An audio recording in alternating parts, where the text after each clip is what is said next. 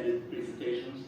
So I'm really happy to announce that starting off today, we've got Mike Dennison from Wester joining us. Very kindly, I think he flew in, sir. Yes, well, thank you so much. I really appreciate it. He's going to be opening up with a presentation on the City of Cape Town's blue flag beaches that will be in place this season. I would like to use these meetings to broadly speak about water quality in the city and testing to instill confidence that members of the public need so they can make an informed decision about where they swim and their own safety. So you're most welcome here, sir. Thank you so much. I am also going to see the presentations from our colleagues in coastal management and water and sanitation. So I'm going to ask everyone to try and be relatively concise today, please. That said, we are gearing up now for a really busy year. Like every other year, there are more tourists and visitors coming into Cape Town, and as we see, really to speak frankly, the state of infrastructure around South Africa declining, the pressure on the city of Cape Town every summer will continue to grow to make sure that our beaches are safe and welcoming for all visitors, South Africans, to enjoy this precious natural resource. And I'm also very glad that I've got a commitment that some members of the public are going to take swimming over the next few weeks. Hopefully we can get some of the other councillors in the speeders and the like to join us. That said, yeah, we've got Wester and the standard presentations today. So thank you everyone for participating and coming through the earlier timeline. That's it. I'd like to then move on to the confirmation of the minutes from the meeting on the 22nd of August. Thank you. Confirmation of the minutes from the 22nd of August. Councillor Logan. Chair, I think we should carry these minutes over to the next meeting. And you know the reason why? Yes. Okay. Thank you. But are we are correct. 1, 2, we actually probably aren't. Mario? We are correct. Okay. I'm happy to roll the meeting. I'm happy to roll this minutes over. So it's administrative process. Sure. Chair, just clarity, why should it be rolled over? Chair, we received the minutes this morning. We have not had an opportunity to peruse them. Thank you. Yeah, I support. For full transparency, I met with committee services yesterday, and they were very upfront that there is a backlog with transcription of meetings at the moment. So that's why the minutes only were circulated at such short notice. I'm happy to roll those minutes over to next year. Yeah, thank you so much. With that said, I would then like to start the meeting officially and welcome Mr. Dennison, who is the National Blue Flag Program Manager, and he's going to be talking a little bit about what the blue flag actually is and how it benefits the city. Thank you.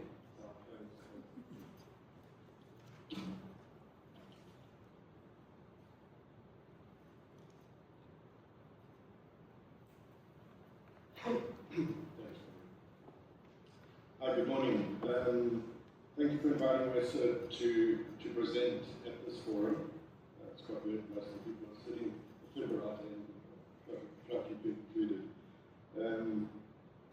Obviously, Wester really appreciates the opportunity to share the work of the coastal program, and today I'll focus specifically on the Blue Flag program. My name is Mike Dennison. I'm the Coastal Program Manager at Wester. So through my responsibilities of the Blue Flag program, we have another eco-level Green Coast program and then several other action campaigns and initiatives that run in our unit. WESA, for those who might not know, is a 100-year-old conservation organisation, truly South African organisation, and quite possibly one of the oldest conservation organisations in the world. We've got a very, very rich DNA in many of South Africa's conservation milestones that include the proclamation of Kruger National Park. We were very, very involved within the proclamation of Addo, Isimangaliso, numerous other protected areas. We have a very large membership base, which gives us a substantial footprint of activism and environmental missions on the ground around South Africa, and we also have a substantial or numerous friends groups around the country. I think WESA has clearly been recognised with a very, very long history within the space of education for sustainable development, and we try to be a leader within the discussions, the decision making around the sustainable utilisation of natural resources. So we are committed to citizen action for environmental stewardship. Educate, advocate, act are very much the driving force behind our efforts, and ultimately we want to be contributing to a nation, or ideally a planet of people that are caring for the earth. In terms of the coastal program, we work to two very specific strategic objectives: environmental management, compliance, and responsible nature-based tourism along the east and west coast of South Africa are improved. Second one, raise public awareness and trust, enable inclusivity, and mobilize citizen action for the protection of diversity through the WESA Green Coast program and the Blue Flag Coastal programs. And that's talking to kind of destination value. So Blue Flag is quite possibly the most well-recognized international award or international eco-label. The Blue Flag is a product of the Foundation for Environmental Education, which is an international body. It is the largest environmental education organization in the world, spanning across work in 80 countries.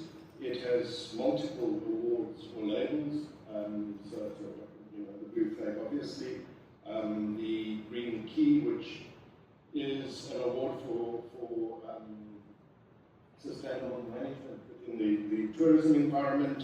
It has numerous school programs such as the Eco Schools program, the Young Importance for Environment, the Learning About Forest school programs, many of which WESA is also the national operator in South Africa to implement.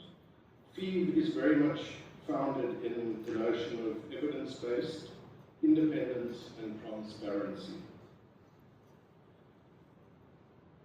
With that kind of approach, the Blue Flag program operates to a set of very specific criteria. Blue Flag can be awarded to beaches, typically swimming beaches, to marinas, and to tourism boat operators. The standards typically look at water quality. Within the criteria for beaches, it is a very important criteria and has very strict kind of protocols and processes. It looks at safety and accessibility, environmental management, infrastructure and services, and then there are environmental education targets that a Blue Flag site must meet. Blue Flag is reviewed and awarded annually. So 25 years ago, WESA first engaged FEED around Blue Flag, and the concept to initiate Blue Flags in South Africa was born, and next year is quite exciting. One, obviously, it's our centenary, but for Blue Flag, it'll be the first year in which we recognize some beaches for 25 years on the program. Going into the 2025-2026 season, so that's now, we have 50 full status beaches, we have 22 pilot beaches, 5 marinas, and 7 tourism boats, which have been awarded full state, or have been awarded status, categories. So I think it's quite important that we understand how this blue flag process works around the world. It's not unique. What I'm talking about is not unique to South Africa. We follow international protocols and international systems which are dictated to us by fee. We have a certain degree of kind of a mandate of some degree of flexibility to make decisions which strengthen the program within the South African context, but we do that in conjunction with international. So an application is made to WESA, and it's an application very specifically against the criteria for beaches, marinas, or boats, and obviously there are different criteria for the 3 categories.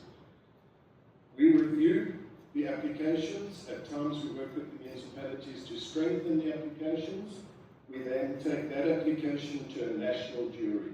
That national jury is made up of specialists from the coastal, tourism, safety and conservation sector. The national jury review, question, request further details on certain beaches or applications. We reach an agreement that those applications can now go through to the international jury. The process is quite similar, whereby WESA puts forward the South African applications, the international jury review those applications, and then they would come back with a request to deep dive into certain beaches, certain boats, and certain marinas. And that's, I think, it's typically it's kind of a random decision on their part as to which sites they're going to take, but very often it would be a new applicant coming into the program. The site is either awarded or rejected based on the evidence.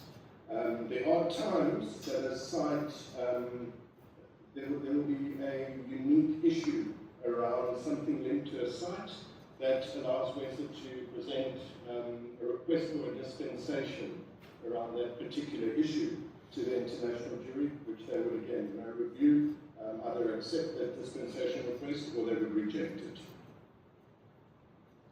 There is an application fee attached to the Blue Flag program, and that is utilised for administration costs and an international license which goes across to fee. Blue flags, and this is an often misunderstood point around the Blue Flag program. It is able to choose its seasons in which it is a Blue Flag site. That is a global process, it is not a South African specific process. It was introduced because Blue Flag comes with a lot of costs, a lot of infrastructure, a lot of management aspects that are potentially a waste of resources outside of peak seasons because they're not necessary or required at the Blue Flag sites. It's a point where there continues to be a lot of debate and a lot of mixed opinions on the seasonality behind Blue Flag. Currently, Blue Flag International continues to allow seasonality of beaches. Our boats and our marinas run as Blue Flag for a full year. In South Africa's case, in KZN, we find our Blue Flag sites run for 11 months. They've got the flag for 1 month in order to undertake maintenance, management, upgrade aspects. And that's because their beaches are typically busy through the winter and the summer. We find in the Western Cape and much of the Eastern Cape, the seasons are focused more around peak seasons. Water quality, obviously, partly why I'm probably standing here today, is an incredibly important criteria that every site must adhere to. The sites must adhere to the blue flag protocols during the blue flag season. WESA is unable to hold the municipality accountable for data or information outside of the blue flag season. 20 samples are required, 20 within the parameters samples are required in order for a season flag to be awarded and flown. It works to the 95th percentile system, whereby a small a reading which is relatively small outside the parameters may still enable the beach to continue as a blue flag site because it stays within the 95th percentile. Consistent readings outside of the parameters would obviously throw the 95th percentile. There is a pre-scheduled sampling regime that has to adhere to specific timing requirements of Blue Flag International. In South Africa, we made a recommendation that the beaches do twice the frequency of the Blue Flag International. For the most part, the municipalities have taken that up. Those interested with regards to the City of Cape Town, they've agreed to that recommendation, and at times they've superseded that particular recommendation in terms of information coming through to WESA. The sampling schedule is implemented by an independent and accredited laboratory. WESA does not work with a municipality's water samples. We are very often interested in the municipality's water samples, but they are not what dictate the decisions that we make with regards to Blue Flag. The water samples are taken from predefined, very specific sites by the independent lab. The purpose behind that is that we are taking the same water samples, typically within a relatively small, specific bathing area, in which the blue flag is saying the indicator over time suggests that this water in this area is within suitable parameters to swim. The results come directly to WESA. We publish these results on our website, and where there's non-compliance, obviously we address that directly with the municipality, and then we make other information to try and understand the discussions and the challenges and the realities linked to water available on our website. So that's an example of the results that are coming through. It is just a case of us inputting into a blue flag template that will do the calculations and automatically tell us if we are if the results we receive from our municipality are suitable or within the required parameters, or if the parameters are thrown, and that's how we make our decisions. Another really important component to Blue Flag is this notion of universal design and access. Nowhere in South Africa are we anywhere near universal design and access, but it has become a priority for WESA within the coastal space to improve access with regards to mobility. But we're also quite excited. We've just landed our first small project, a pilot project with the Global Nature Reserve within the Green Coast program, to take rail signage, information signage to the coast, and we will launch that on the 5th of February. So yeah, it's new. Literally 2 days ago, we heard that we got to go ahead to work on that. So personally, I'm quite excited about how we really kind of open the doors around access and inclusivity to our coastal resources. Numerous safety protocols through a blue flag season must be in place, and they are non-negotiable. Environmental and management plans must be in place, and they are non-negotiable. And then a site must meet its environmental education targets and report back to WESA on that. WESA monitors and assesses the sites. That's either done by staff within WESA, or we have trained volunteers who can undertake of each audit or each inspection. We use an online inspection tool to standardize the audit process. Serious non-compliance, a flag is immediately retracted. There's notifications on the websites, and the non-compliance must be rectified within a designated period. Minor non-compliance, a flag can continue to fly, but Western, together with the municipality, would make sure that those are addressed as a kind of high priority and turned around.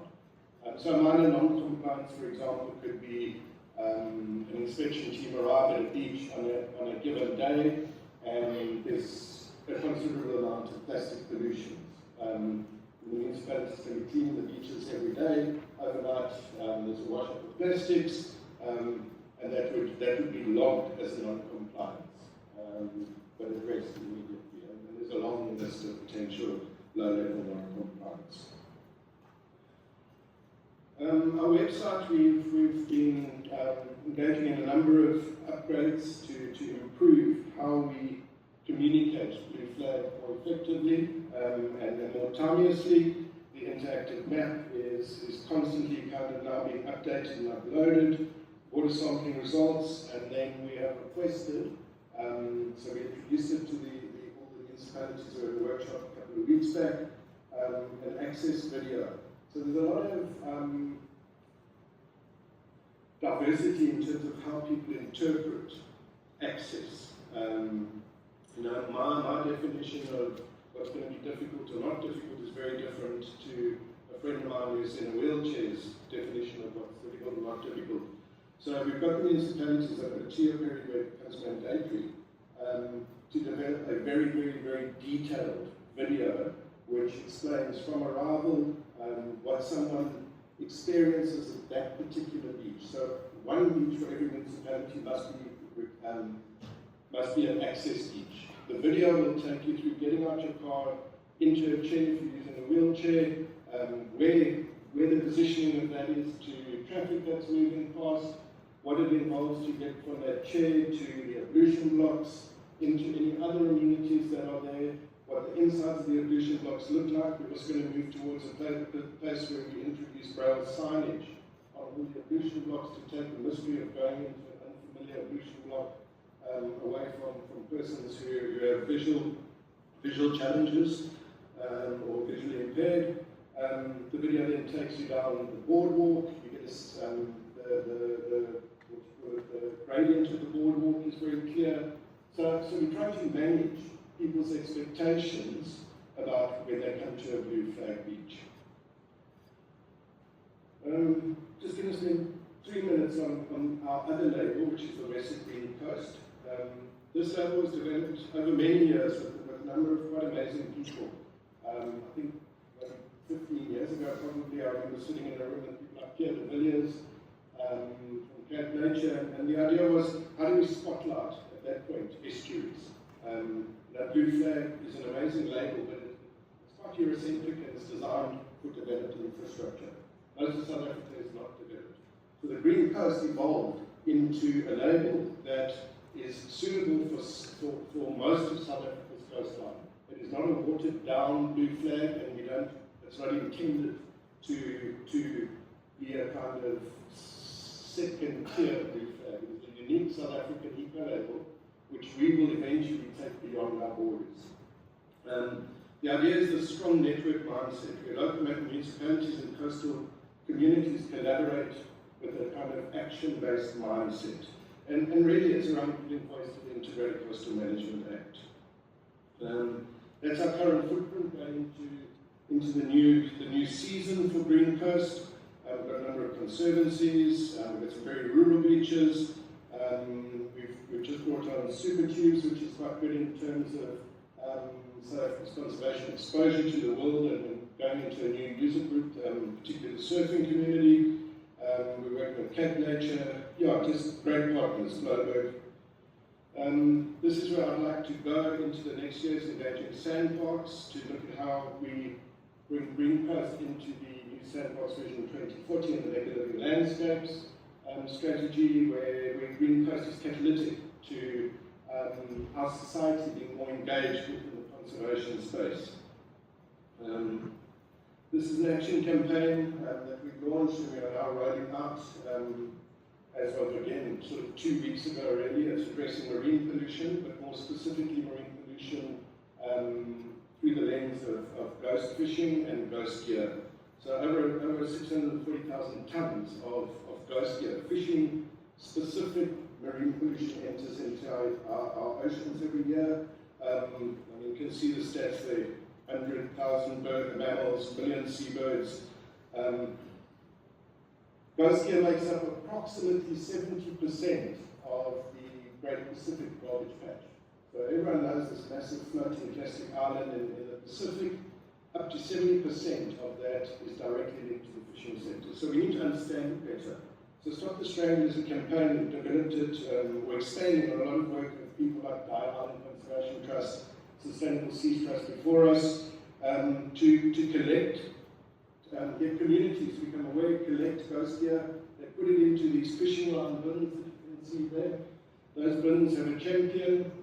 They empty the bins once a month. There's an online data sheet which is then filled up, and our intention is to have the largest South African citizen science community focused on ghost gear around our 3,000 kilometers.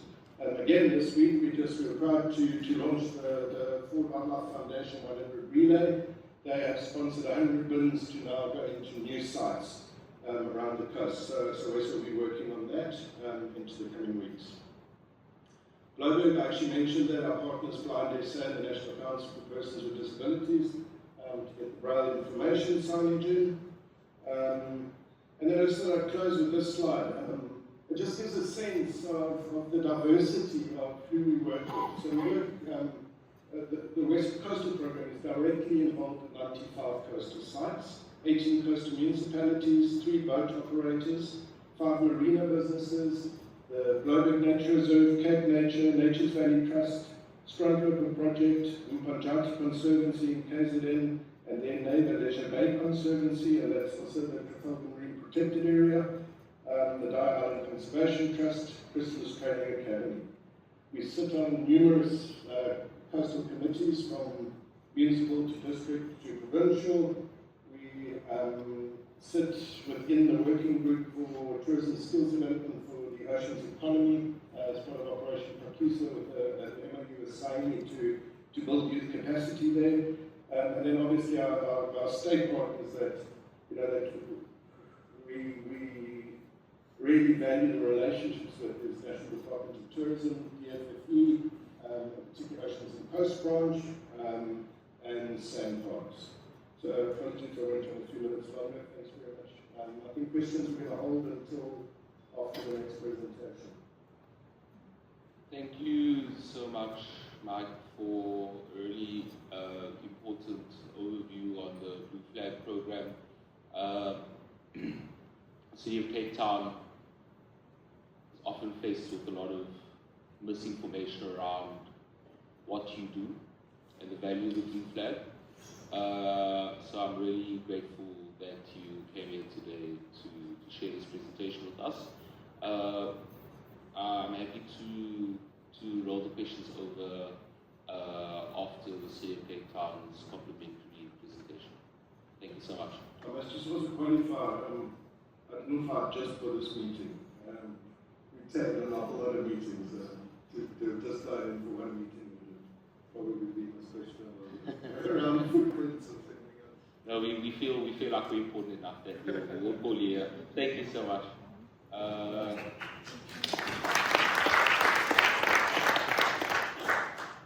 We'll now welcome Mr. Colin Brander from the City of Cape Town's Coastal Management Department. Good morning, everyone. My name is Darryl Collinrander, and I work in the Coastal Management Branch. That I'm going to present in conjunction with my colleague, Elena Piller, on some of the work that we do as a Coastal Management Branch in relation to coastal water quality in Cape Town. I'm going to get straight to the point. So some of the work that we do obviously is looking at coastal water quality, taking samples, making sure that the the data is analysed correctly in terms of the National Recreational Coastal Water Use Guidelines, etc., to produce information that informs the public on the categories of the beaches that we sample. As part of this, we also respond to pollution incidents that take place along the city's coastline. We actively respond to these incidents, and there's a wide range of incidents that can take place that have an impact on coastal water quality. We rely both on direct reports within the city, across the various line departments, but we also do rely on social media postings to inform us on what's happening on the coastline. Social media postings are obviously very important because we use those to gauge public sentiment on important public issues, and they are also useful in terms of monitoring what's happening along the coastline in terms of pollution incidents. We do know that numerous social media postings have gone viral, and unfortunately some of these postings have gone viral based on a misunderstanding of actually what's a natural coastal phenomena instead of an actual pollution event. I'm going to show you some examples of those postings in a minute. The worry for us, or the big challenge for us, is that despite some of these social media postings going viral, these postings have been based on, as I said, misinformation on natural coastal phenomena, and that's a challenge for us to manage as a coastal management branch. Alright, so here's the case in point. You may have seen these clips already. This particular lady, she took a dip in this instance, she took a dip in Big Bay, and she went swimming. The swell was quite large in the day, and typically what happens when we have large swell impact, you get a lot of sediment being churned up. The kelp forest gets beating, there's a lot of protein that's released into the water, generating foam, and that foam is typically discoloured. In this instance, she went swimming, she posted it on her I think it was an Instagram platform, and there was a lot of feedback on that to her saying that she was swimming in raw sewage. She then posted a response to that saying, don't swim, this is raw sewage, and she hits, I think, 9.2 million views. Okay. Then internationally this was picked up, and it was further compounded based on international media, and I'm going to play you a clip of horrified after finding out that she swam in sewage. Swimming in raw sewage? Unknowingly swam in raw sewage. That's a plug. ये influencer shop में जब से इसे पता चला कि ये sewage में तैर के आई। This is Michelle Sky Hayward, and she's enjoying herself at a beach just north of Cape Town, South Africa. There's only one problem.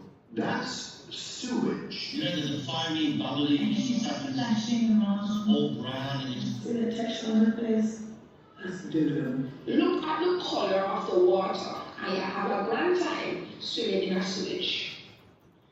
Alright, so I think you get the message there. Then she, I think, did some homework, and she then reposted indicating that this was not raw sewage, that it was effectively a natural coastal event.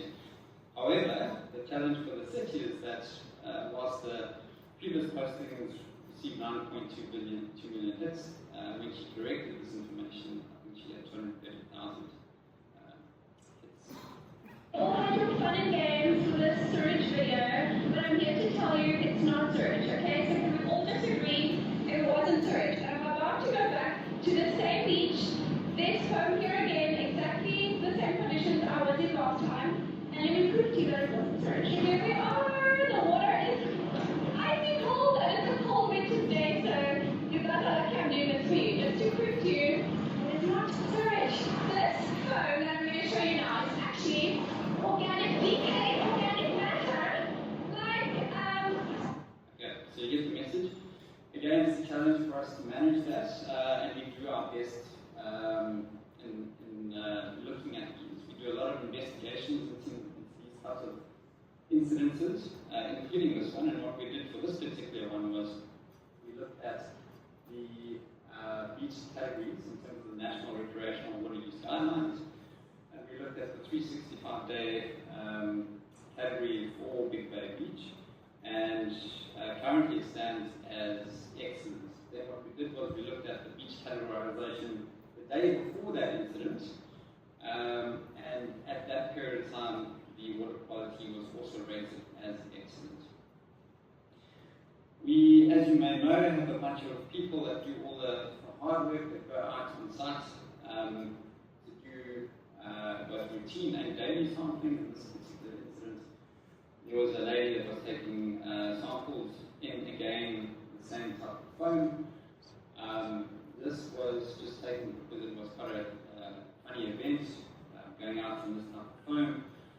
And sample was collected, and if you look on the right-hand side, the result there was effectively 4 in terms of enteropipe sampling, and that is obviously excellent in terms of the guidelines.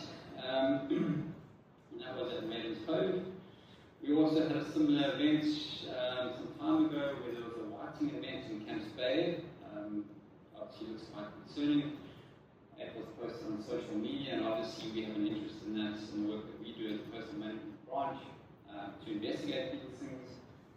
We actually went out on a boat to collect samples. We had an independent marine scientist with us at the time to collect samples from the whiting event. We had members of the public and councillors, etc. We took samples, and the results from those samples are reflected in the table below. And in some instances, we couldn't even detect any form of indicator bacteria. The explanation behind this phenomena is that it's effectively leaching of calcium carbonate from the beach. If you have a look closely at the beach, you can see the tidal ingress is quite far up the beach, so obviously the beaches have a lot more exposure to seawater, which we describe or explain in this event in that location. Similarly, we had a photograph taken of 2 locations along the city's coastline. This is Murray Point on the left and Camps Bay on the right. That was posted in the Daily Maverick, and as per the underlying text, the claim was that that was indeed showing, well, that discoloured water was showing sewage from the Green Point Marine Outfall. Coincidentally, we happen to have a daily sampling regime in place when those photographs were taken at those exact locations as per the green dots, and the results from those days are posted below. Bottom left is 65 CFU per 100 mils, and the one on the right 0, 0, and 1 CFU per 100 mil. We actually challenged the Daily Maverick on these claims, and that article has since been rescinded. This is just a picture of a large-scale natural coastal phenomena event, picture of False Bay. And what's happened in this particular instance is after a couple of days of a strong southeaster, as we currently have blowing, the sediment gets churned up. There's a lot of inshore agitation, and it gets churned up, and in particular in False Bay, it gets trapped inshore because of the southeaster, and it rotates in a anti-clockwise direction. The left-hand picture is someone in an aeroplane that's taken a picture of a similar event, and then the bottom right is a place called Supata on the west coast. It's far from any sources of pollution. You can see the water there is brown as a result of the same phenomenon. Another incident we had where it was posted on social media, this is Glen Beach. We actually, again, as we try to do most times, is investigate this on site.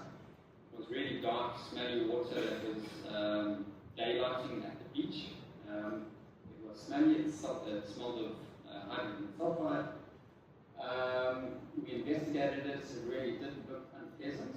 We took samples, the sample all came back less than 10 CFU, and what we suspect was happening there is there's a lot of rainfall leading up to this event.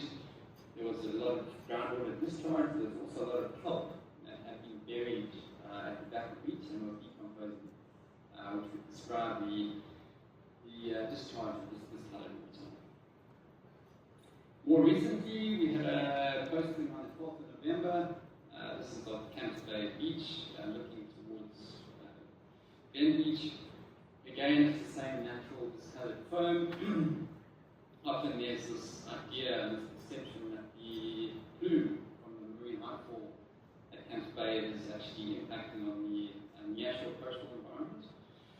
And I'm going to not get into that, so I'll leave that up to Jeremy to present the results on in terms of the Marine Outfall monitoring. But in this instance, again, we took samples. We went specifically on site to do ad hoc samples in this event. The results came back at 3, 15, and 6. There is a picture of Eleanor taking a sample for reference, and you can see how large this one is.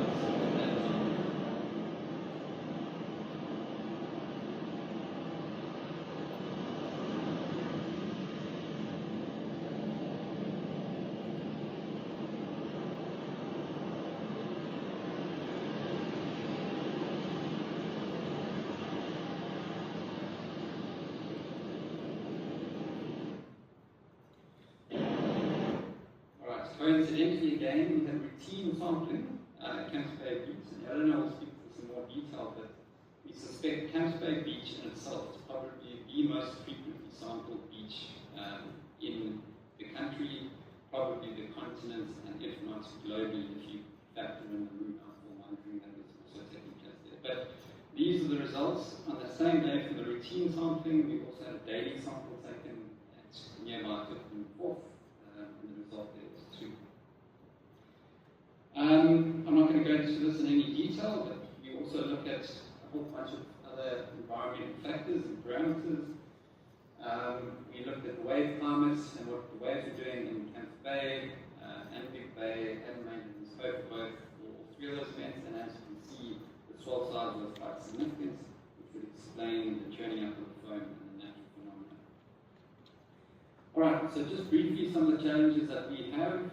This is an ongoing thing, and it really does speak to how we communicate these challenges to the public. These are just some pictures of foreign items that are removed consistently from the sewer system. We don't deny that there are overflows every now and again onto beaches in winter and summer. We do try and make every effort to make sure that these spillages are contained and the problem is fixed within the sewer system. We have a more recent phenomena, especially in areas like Camps Bay and Clifton, where wet pipes seem to be playing the chief culprit in terms of blocking some of the sewer infrastructure. And again, it's a big job for us to try and get to educate and communicate this challenge to the public. It is a very tricky task. There was very recently a consumer talk of Edinola on Cape Talk, where the industry behind the production of wet wipes are claiming that they are biodegradable, and in fact there are some serious question marks on that very fact. Between July 2023 and March 25, water and sanitation had over 1,000 sewer blockages in Camps Bay in that stretch of coastline. And these blockages were primarily caused by wet pipes. So this is an example of sewage full in Clifton Fort. We have a large amount of visitors flying into Cape Town during the summer months, and obviously there's a lot of pressure that develops in surface infrastructure. In this instance, we were fortunately able to bind it off. Fortunately, we worked closely with the Clifton Sid, and they actually helped in binding this off before it reaches the sea. We have a strict sewage response protocol that we have in place when these types of events happen. And those are activated each time that we have a sewage discharge. You can see the cause again, bottom right, where a whole bunch of rags and wet pipes were pulled out of the sewage system at that specific location. Okay, and then getting towards the end of my part is obviously a big challenge that we also deal with in this space is fats and greases that block the sewer lines and the discharges that those substances can cause. Alright, I'm going to hand over to my colleague who will speak to the high frequency sampling at Camps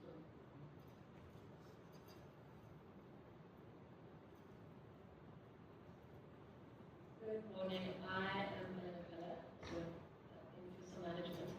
And I'll just start by saying everyone in our branch has a great appetite to learn and understand as much as we can about our coastline. So we have these ideas and we implement projects. So one of the projects that we implemented last year was daily sampling. And we started this project in Camps Bay as a case study to understand what is happening in one bay. Throughout the year, we sample every single day. And also, before I get into the daily sampling, just mention that we do have a routine sampling which runs throughout the year, with most beaches in Cape Town being sampled every week. So this project was implemented to understand if there are any seasonal impacts or also spatial variability in one bay. So we chose 3 sites: Glen Beach, Central Beach, and we call Camps Bay South, which is the designated bathing area in front of the Lifeguard building. So this project was also to look at the evidence. Are we missing any bad results by sampling only weekly or bi-weekly as it used to be? Are we getting an incorrect health risk category? So that was the primary aim of this project. So we started in June 2024 in Camps Bay, and the Camps Bay project has come to an end after more than a year of sampling, as we really feel like we've learned a lot. So I'll show all of that data now. And we've just recently started sampling Clifton every day as well. So as Daryl mentioned, Camps Bay might be the most highly sampled beach in the country or continent, especially if you take into account the Marine Outfalls sampling data that you'll hear later. So just an overview of our sampling efforts on this stretch. So I'm focusing on this stretch as we're here now, tagging onto the blue flag presentation. So I've zoomed in on 9 sites from Clifton 2nd to Camps Bay South. And over the last 2 years, we've sampled 1,400 times along those 9 sites.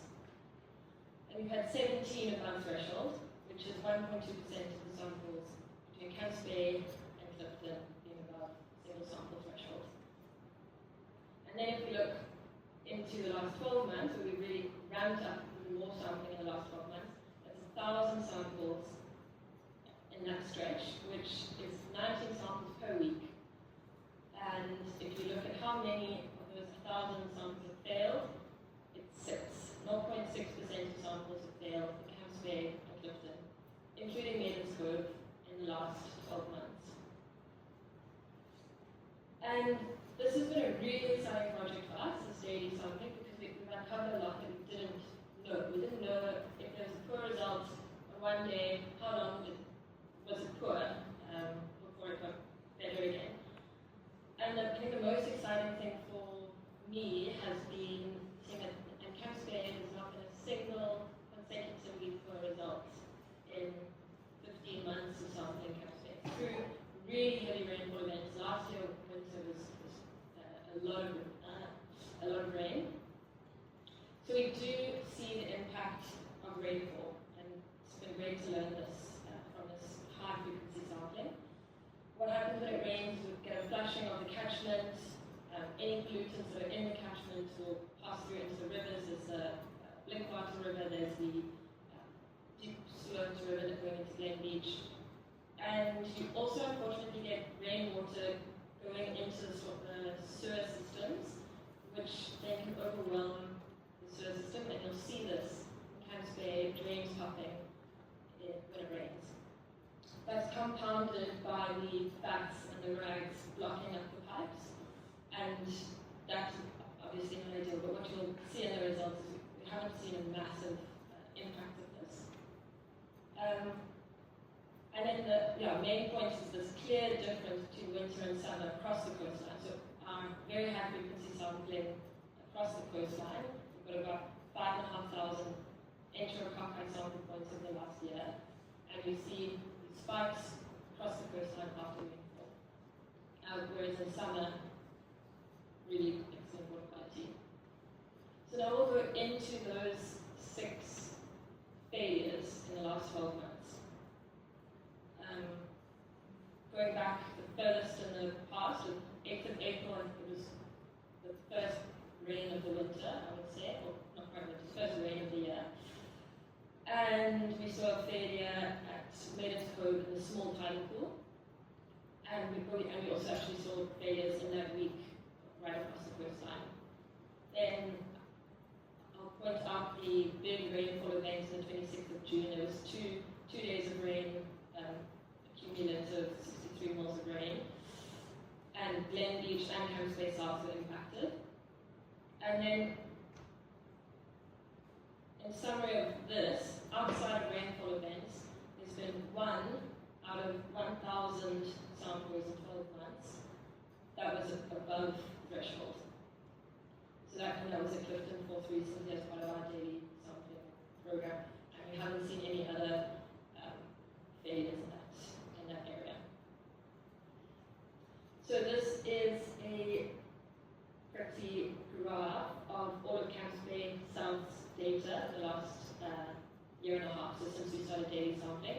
So the green dots are all the bacteria sample results, and the blue in the background is the rainfall, and then there's the pink triangles are the failure, the above single sample threshold failure.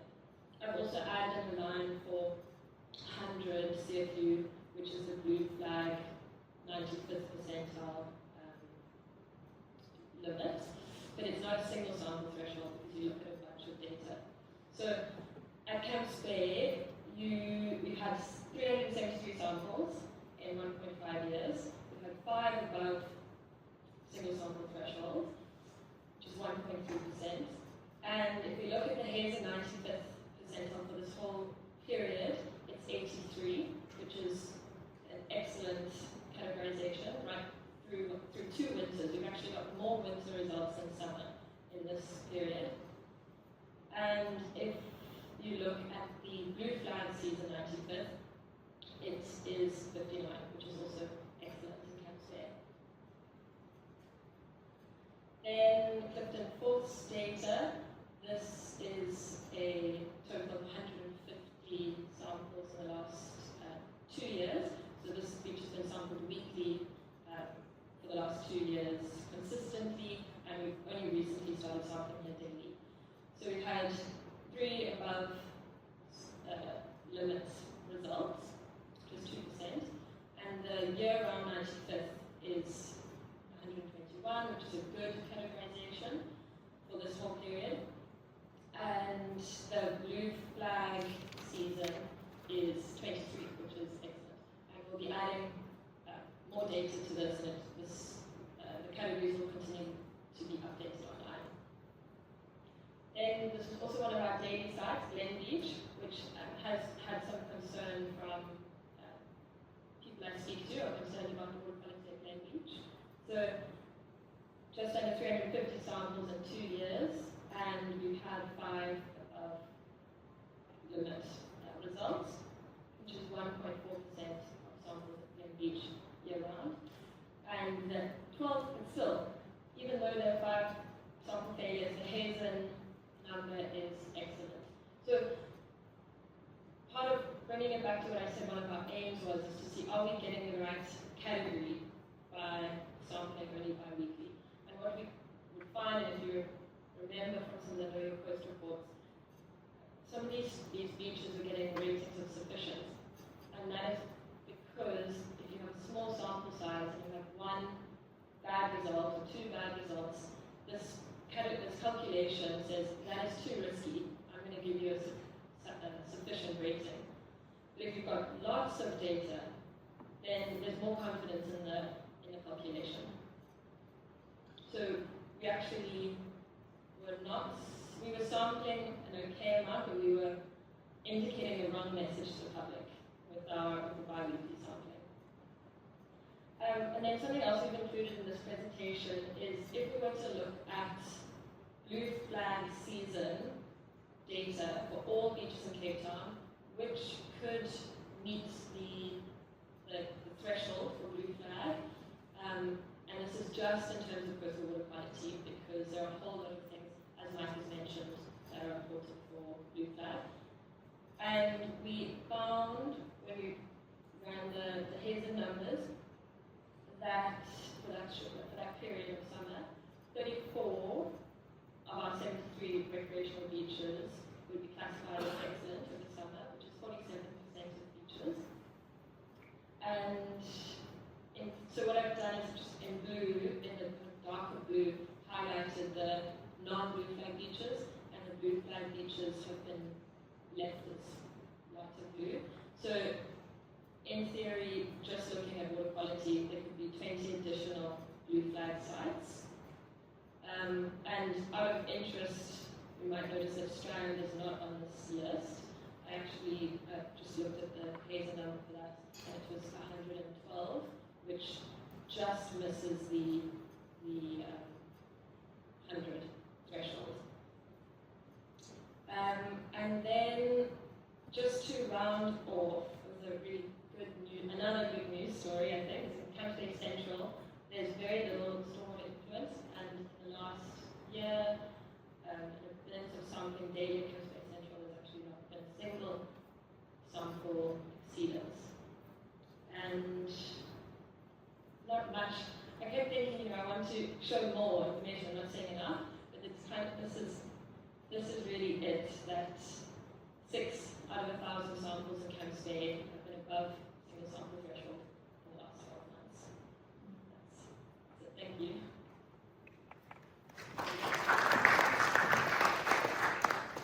Thank you so much for this presentation, colleagues from coastal management and Wesa again. I think it's a standard correction, 11% of South Africa's coastline is found in our jurisdiction in Cape Town. We're going into December now, where we expect millions and millions of people to be on our beaches. And one of the things that makes Cape Town such a globally unique and special place is our really precious coastline. And it is incredibly important that we do everything possible to demonstrate the safety of swimming in the water on our coastline, as well as the ability for people to access these beaches safely. So I really do appreciate all the information that you shared, and it must not go unmissed or unshared that a really interesting fact we can take out from today, that Camp Bay is probably one of the most sampled water quality beaches in the world. Really fantastic, and I hope that gives a lot of confidence to our visitors, Cape Townians, everyone who sees the beach, that everything possible is being done by the city of Cape Town to demonstrate the good condition of our coastal environment.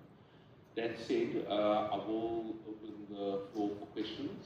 I'll take, and I think that we'll make these questions available to Blue Flag as well. So I'll take a round of 3 questions for now. Okay, Caroline Marks, number 1. Councillor Franklin as well.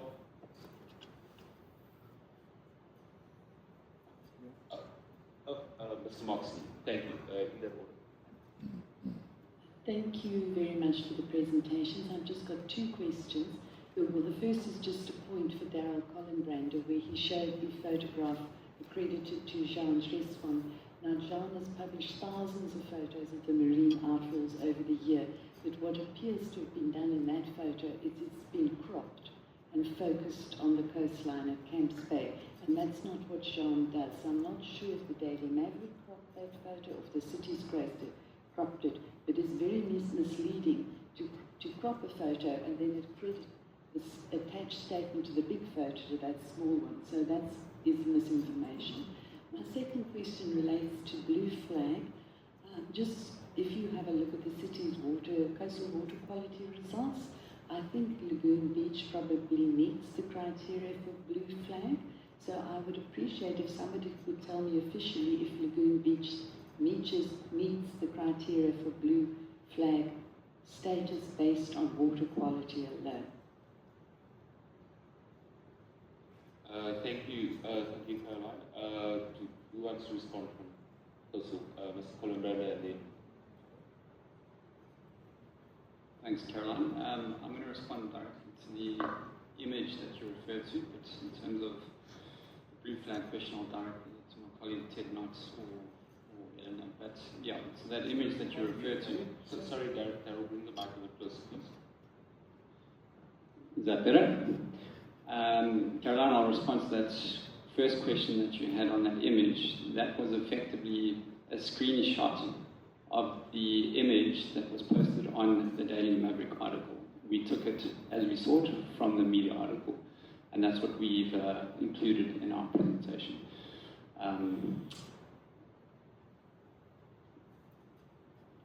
Thanks, Darryl. The Lagoon Beach, the city has to look at drowning prevention as one of our priorities. So it would need to be assessed from that aspect, as well as other amenities and facilities provided. So there would need to be recycling, there would need to be an ablution block, it needs to be serviced. So we would need to look at that. Sorry, my question specifically relates just to water quality. And the reason I'm raising that as a concern is that lagoon beach is permanently closed, and yet when I look at the coastal water quality, it would meet blue flag status.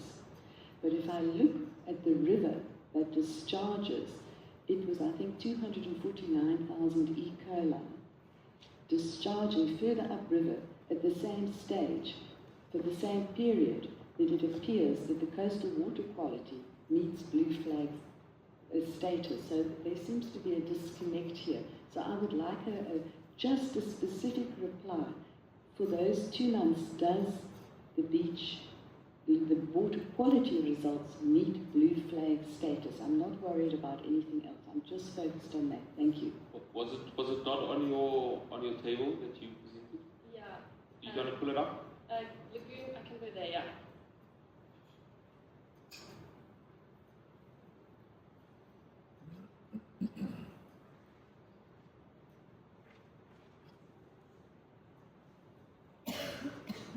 So, Lagoon Beach in summer does not meet blue flag standards. It doesn't meet blue flag standards for the short period or any period really. The 365 category is poor.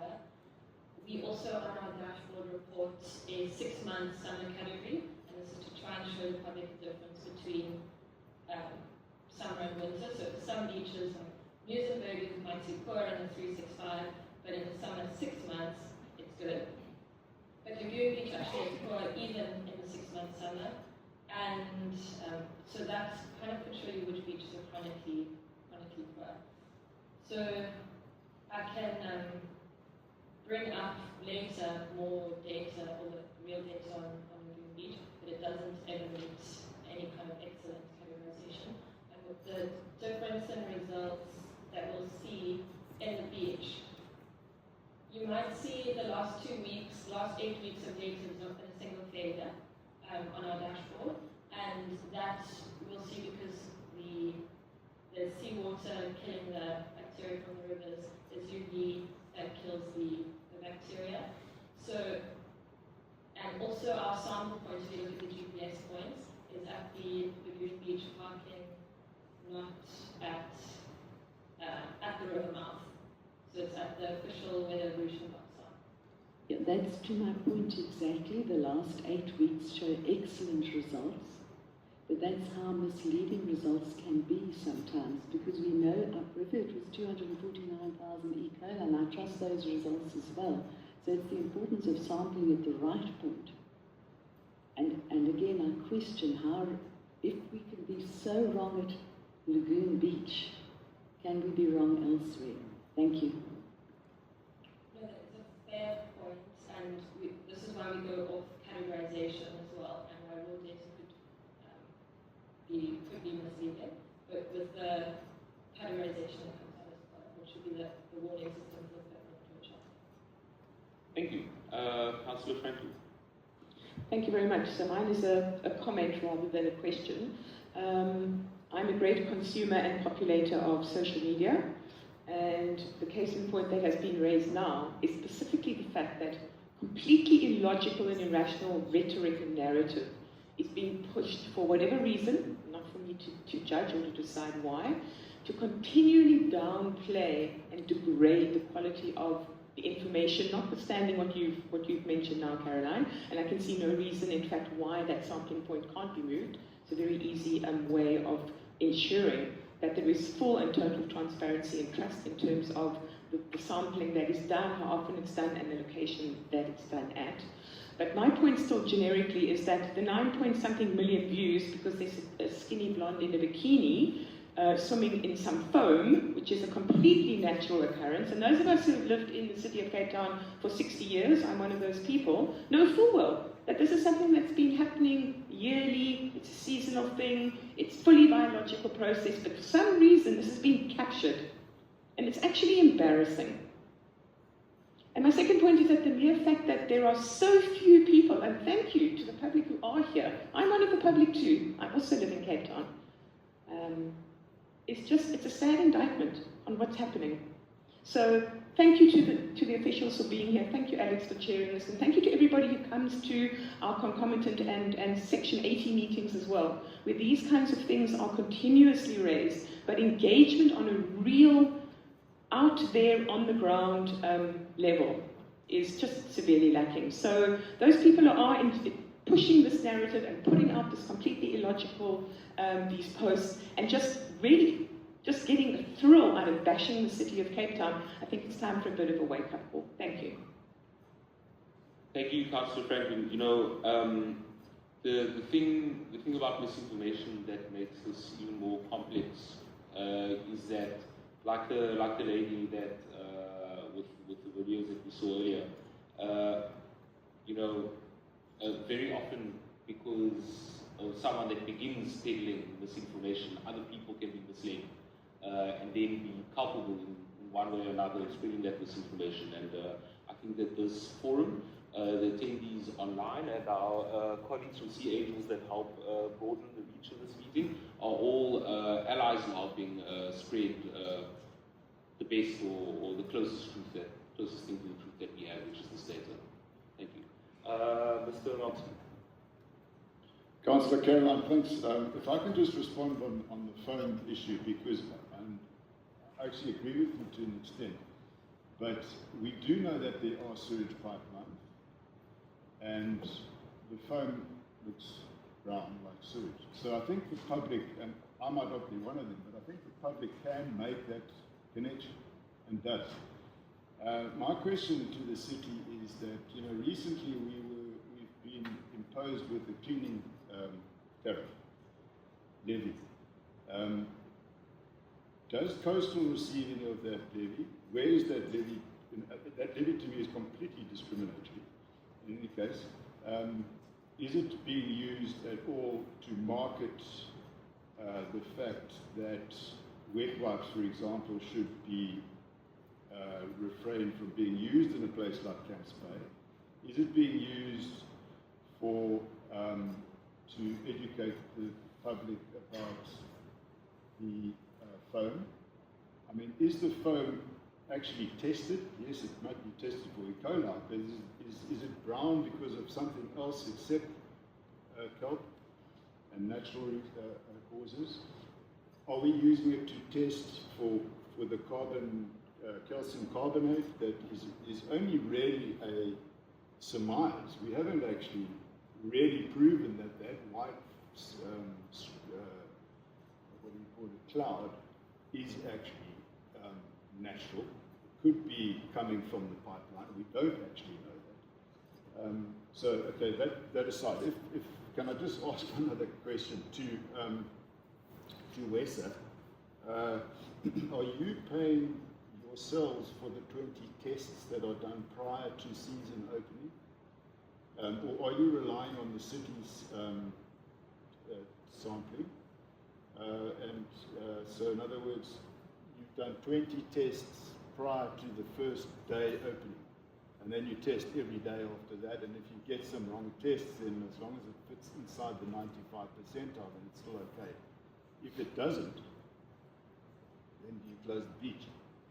So that's another question that I think needs to be highlighted, because there are people out there that are very concerned about things. I'm not necessarily one of them, but I'm hearing a lot. So that is a question that I think the public would like to know a little bit more about.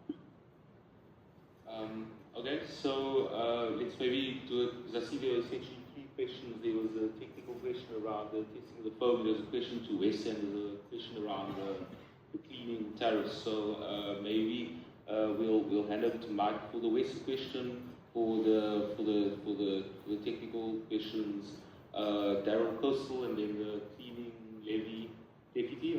Would you like to answer that? And we'll start with you. Chair, I think the question around the clarity is not, but I think it was asked because clarity was sought around sort of education and awareness. What are we doing to inform the public that wet pipes should not be used and it's not entirely biodegradable? I think that's the question. So I know that water sanitation, they have sort of a comm strategy.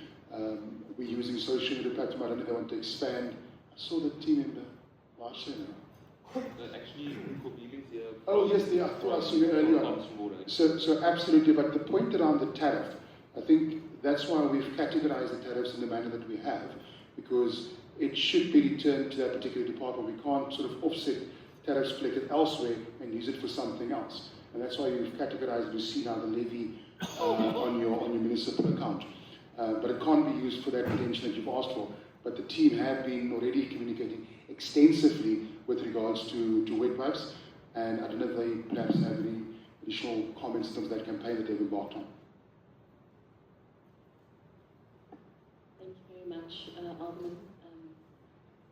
So yes, we do try and communicate frequently, particularly with localized media statements.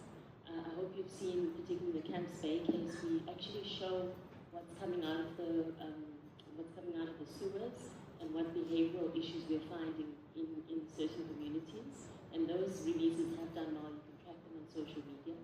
But over and above that, we're looking at refreshing our Bill It, Don't Block It campaign. I think it's come to the end of its natural life, and we have been working with a campaign that will soon launch in 2026. And this is not just focusing on the wet wipes issue. We're looking at developing a different language, particularly in informal settlements, one that speaks to schools, and really does find practical solutions for what alternatives people can do or use, as opposed to dumping or flushing the sewer system. Another thing we're doing is we're really actively and proactively looking at partnerships with community groups, and we've started conversations with Rethink the Sink and Save a Fishy in supporting their campaign that they're looking at driving next year. And certainly with industry partners, we want to start conversations around the messages that these wet pipes and carry, and perhaps it's the marketing teams that we need to speak to, just to raise awareness and see if we can improve their understanding of the impact that they make. Before we go to Coastal, Mr. Roxley, I last month, there have been conversations that have begun in the Mayor's report back on the MPP, or the Mayor's program, about drags, feminine hygiene products, and inappropriate object identification in the sewage reticulation system. This must probably be one of the first things that come to the Section 80 early next year. I know that the officials are thinking out the box as how we can ensure that these things aren't blocking our sewage reticulation.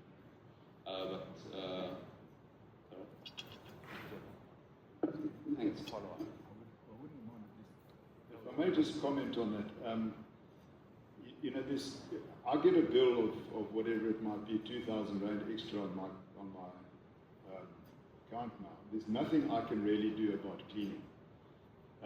What should, I mean, maybe this is a suggestion to the city or something, but the people that actually are causing the pollution should be the people that are targeted with a tariff, not us people that are just actually putting our rubbish in recycling, doing everything that we can. We're paying for bins, and now we get hit with an extra bill.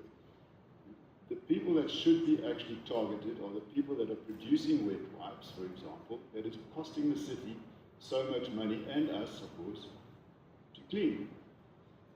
I don't know why the city is penalizing us. So that's just a comment. Thank you so much. And I think the last reply from Kosu. Thanks. Just to respond to Paul's comments on the brown foam and the whiting event. So obviously, in terms of the whiting event, what we do know, and this was the priority for us, was that we needed to determine whether it was linked to sewage or not. So we've eliminated that from that scenario, which is rest assuring. And having said that, fully agree that the next time we have that event, we can test specifically for calcium carbonate to test that hypothesis. But we obviously also need to check with laboratory capabilities and their ability to test for that specific substance. And then just lastly, in terms of the brown foam and why it is brown, I can perhaps hand over to Dr. Barry Clark, who can give more information on that. But from what my understanding is, it's typically brown in color because of the sediment that's kicked up, because of the protein that is generated from the breakdown of kelp, which is rich in tannins and has that brown coloration anyway. That's my experience for working on this subject and working in the coastal space for the last almost 15 years. But I'll hand over to Barry. Yeah, I mean, and partly what we've also done to speak to the educational components is that we have put together video clips by an independent expert that speaks to natural phenomena to educate the public. So we've made an effort in that space. Granted, we could probably do a lot more, but we are making an effort. Before I hand over to Dr. Parky, just remind me something. On your Lagoon Beach matter, I think next week, towards the end of next week, we're going to be filming in English, Afrikaans, and Xhosa about the lagoon mouth itself and the fact that people should not be swimming there. Dr. Clark? Thank you. I'm a marine biologist. I've been working here in South Africa or in Cape Town for the last 25 years or a little bit longer. And there are I've commonly seen two phenomena which result in discoloration of the water, coastal waters around Cape Town in False Bay and on the western side of the peninsula. The one is the white plumes we see most commonly in False Bay, but also periodically off the beaches on the west coast. We have tested the water when I've been involved in a number of research programs and specific projects, testing water in those plumes, and the white plumes seem to be calcium carbonate, which is entirely natural phenomenon. It's basically ground up seashells, which are resuspended from the beach environment by the waves. It's a very common phenomenon in False Bay. We see these very extensive color fronts extending across False Bay. They usually originate in the Gordons Bay Strand area, which is usually quite a quiescent or low energy wave environment, but occasionally we do get high wave energy there. It suspends this material up into the water column. It's very, very fine calcium carbonate material. It doesn't settle very easily, and we see it advecting, the currents advected across the northern shore of False Bay and then periodically down the western side of the bay, past Cork Bay, and it'll usually stop there, and eventually as the wind settles or the waves settle, this material will settle back down on the bottom. But it's entirely natural phenomenon. There are no fecal coliforms associated with that white discoloration in the water, and similarly we've seen it periodically off Camps Bay Beach and other beaches on the western side of the peninsula. The brown foam or brown discoloration often seen on the surface of the water is mostly originates from kelp plants. It's a protein-rich mucus that the kelp plants give off when they're agitated by heavy wave action. Mostly we see it after a big storm on the western side of the peninsula, which tends to fragment the kelp start, the kelp blades, and as they get broken or damaged by the waves, they release this mucus into the water. It is full of tannins, just like your tea in the morning is brown until you add the milk. This is natural tannins in the water, discoloring the foam on the surface. It tends to form bubbles and makes the foamy appearance. Foam is essentially usually associated with proteinaceous substance, and the protein in the mucus given off by the kelp plants is quite thick, and it tends to make these bubbles on the surface. We see it as brown discoloration, and people immediately think, no, that's sewage. We have tested those samples of water, including that foam, on a number of occasions, and every single time it is come out as natural phenomenon, very low fecal coliform counts. The other natural brown discoloration we see on the surface of the water, typically in the surf zone, most commonly along the False Bay coastline, is a phytoplankton blue anorlis. It's a surf zone. It's a particular kind of phytoplankton that is associated naturally with surf zone environments. Very often off Strandfontein, Muizenberg, you see extensive areas in the surf zone where the surf is all is brown in color. It is not sewage. It's whenever I've looked at it, I spent many years working in False Bay, and it's an anorlis bloom. It's a very interesting phytoplankton species. It specifically inhabits surf zones. It's a very ingenious organism. During the daytime, it latches onto air bubbles, which enable it to come up to the surface, and you see it in the breaking waves. At night, it wants to be on the surface during the daytime because it's photosynthesizing, it's getting access to the sunlight. At night, when the sun sets, it lets go of the air bubbles and starts to grab onto little sand particles, settles down onto the sediment surface, and remains there for the night, and then changes the behavior during the day again. It's a very clever little bug. But again, it's indicative. It's an entirely natural phenomenon, and it's not sewage associated. It's perfectly natural. Cool. Thank you. That's cool. Yeah. Thanks, Barry. We should have you here more often. Mike. Hi. Thanks. So just in terms of your question, for a beach to apply for blue flag, it must have a minimum of 20 good samples. Those samples taken during the season window that that beach would like to be a blue flag. So for example, 1 December to end February. They would need 20 samples from the previous year. So we recommend a site becomes a pilot site for a year. There's a self-monitoring and evaluation tool that supports the site to evaluate everything with regards to being a blue flag beach. And during that process, they would outsource to an independent accredited lab for E. coli and enterococcus in an ocean environment. Our responsibility is to verify that the lab that is chosen or selected is independent and is accredited. So we don't pay the lab to take the samples. That's the responsibility of the municipality. We have access directly to the results with the laboratory. We don't have to rely on the results going to the municipality and then to us.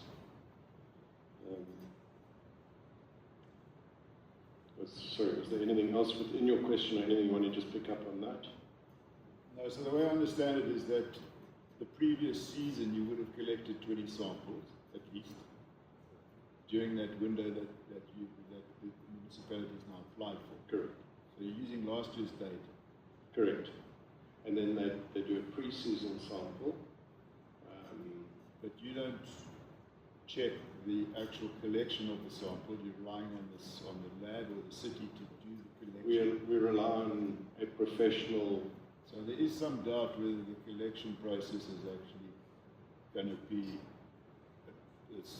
an area where there could be something goes wrong with the So sample. if the accredited independent lab is not performing its function as a professional, is that your concern? Well, you're getting the collection of the sample, which has to be done in a certain scientific way, Yes. and then you're getting the testing of the sample. Correct. And you're just relying on the test result. Correct. So there can be some. I'm not saying anything. I'm just. Yes. No. And then during the season, you now you're still monitoring every sample as the season goes on, the present season. Correct. And if there's some issue there, you would highlight it to your client, who happens to be the city. Correct. Happens to be, And not just to the city, to Blue Flag International. Can I ask you another question? Do you only sample for E. coli, or are you only interested in E. coli? Because I was very interested in your green, this new project that you've got, which Green is Coast Award. Yeah. Green Coast. Because a lot of the pollution is actually coming from the rivers, and a lot of it is plastic and microplastic. So, do you test for anything else? I'm particularly interested in microplastics, for example, in the sand of the beaches. Is there something that you might look at going forward to sort of assess how much microplastic is in the sand right now, and then in the future we know if we're getting worse and worse? Is it something that you would look into? Yeah, so in terms of the first part of the question was just around what the sample is. So Blue Flag International requires that beaches at the bathing area predefined sample sites against a predefined schedule. Blue Flag International is every 30 days. Our recommendation 2 years ago was a minimum of every second week. Is that enough or not enough? I just felt that doubling what Blue Flag International was looking for was a suitable way forward for South Africa. It's E. coli and enterococcus.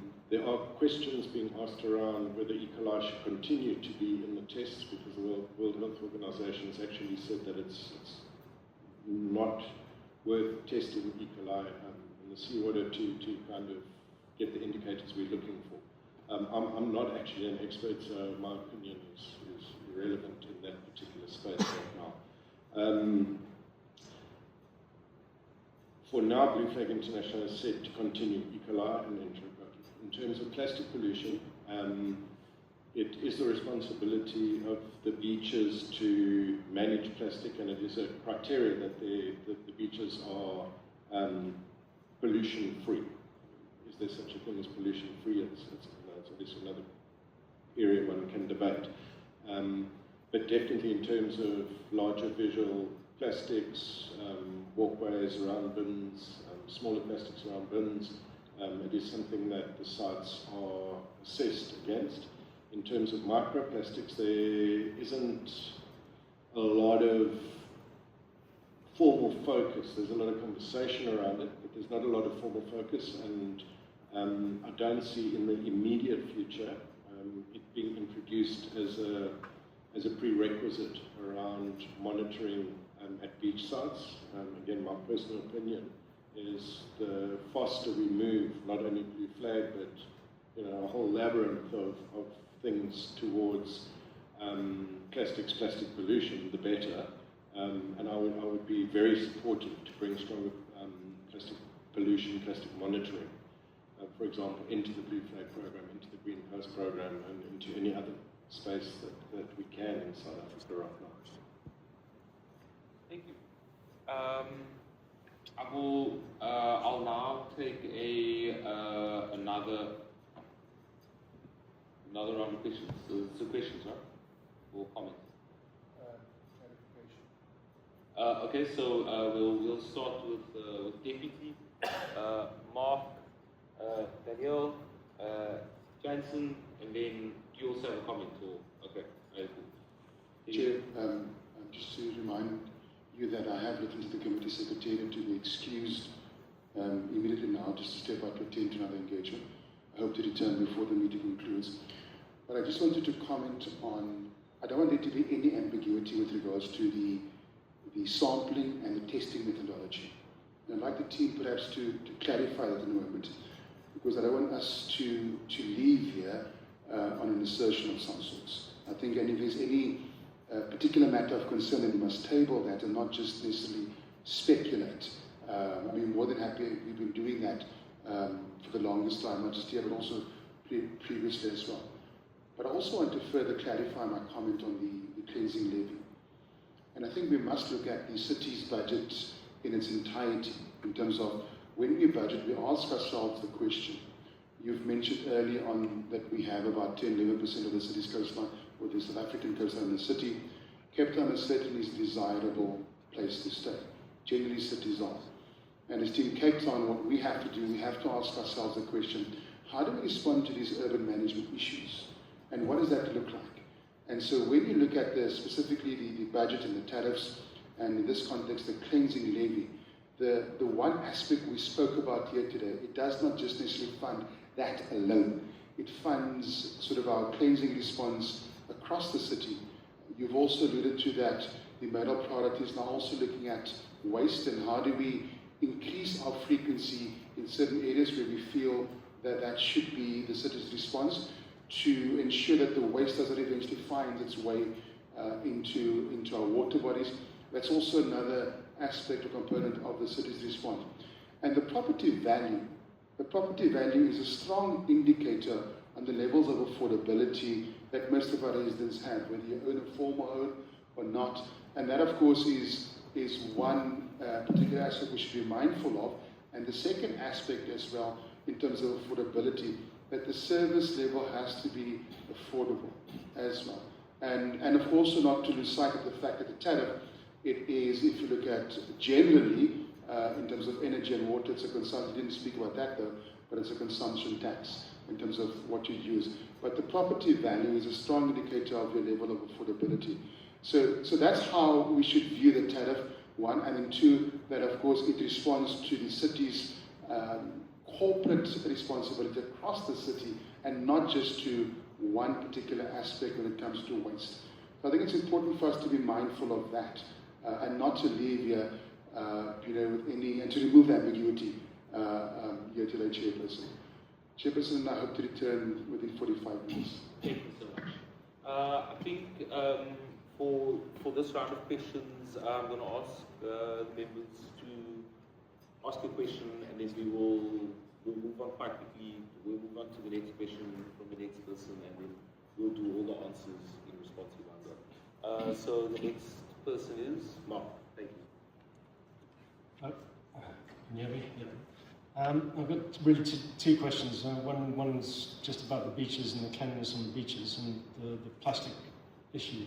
I swim every day, and it's very clear when you walk on Count's Bay Beach in the mornings, even after the cleaning, there's an enormous amount of microplastics, not even microplastics, macroplastics left on the beach. I mean, literally every step you take, there's plastic.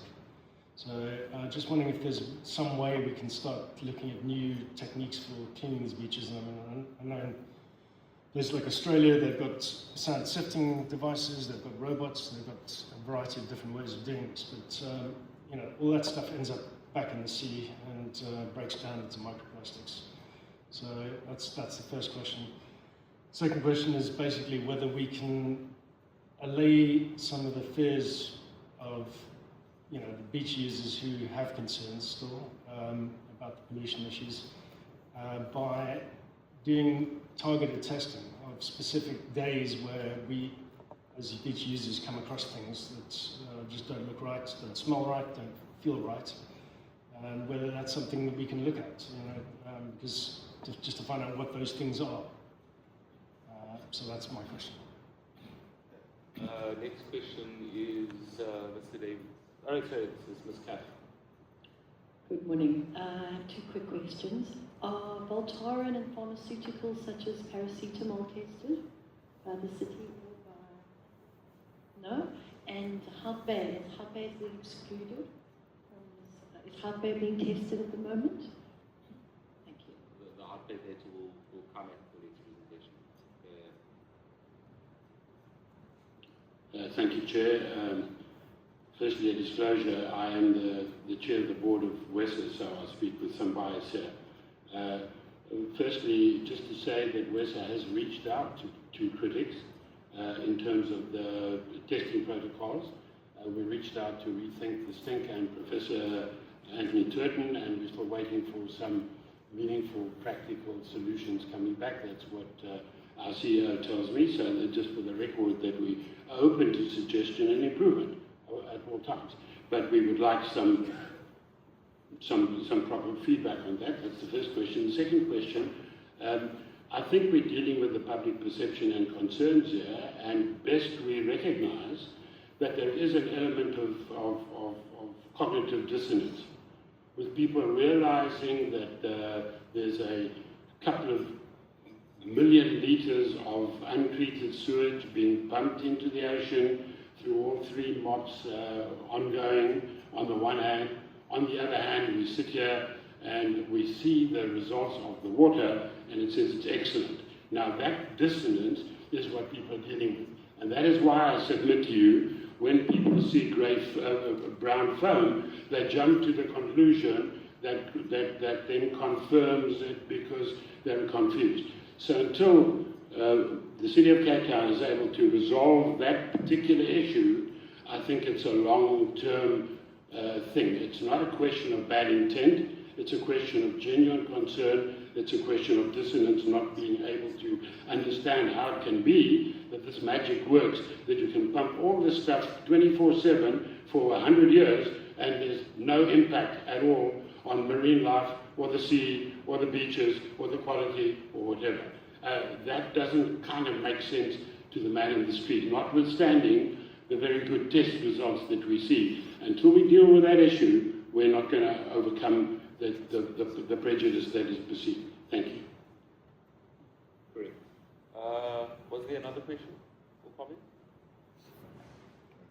Oh, okay, Caroline, and then we'll hand over to answers. Just a question. My daughter's an open water swimmer, so they open water swimmers routinely train at the two blue flag beaches, Clifton Falls particularly and Camps Bay. Sometimes they swim from Clifton through to Camps Bay. When they do this, they must inevitably almost sometimes swim through the sewerage plume. So how does the city plan to warn these swimmers not to swim that route? Thank you. Thank you. Darryl? Oh, sorry. Yeah. Thanks, Chair. I'm going to try my best to answer some of them, but defer other questions to colleagues. In terms of the sampling technique, I'm going to speak on behalf of the city and how the city does it, but then hand over to my colleague Ted Knott on the independent sampling done by Blue Flag in terms of pre-season sampling. So the city, firstly, the staff are trained by the city's scientific services department in terms of following all the correct scientific protocol in the process of collecting samples. I won't go into any more detail than that, safe to say that when we do collect samples, we have a cooler box, we follow all the protocols, we've got a temperature logger in the cooler box.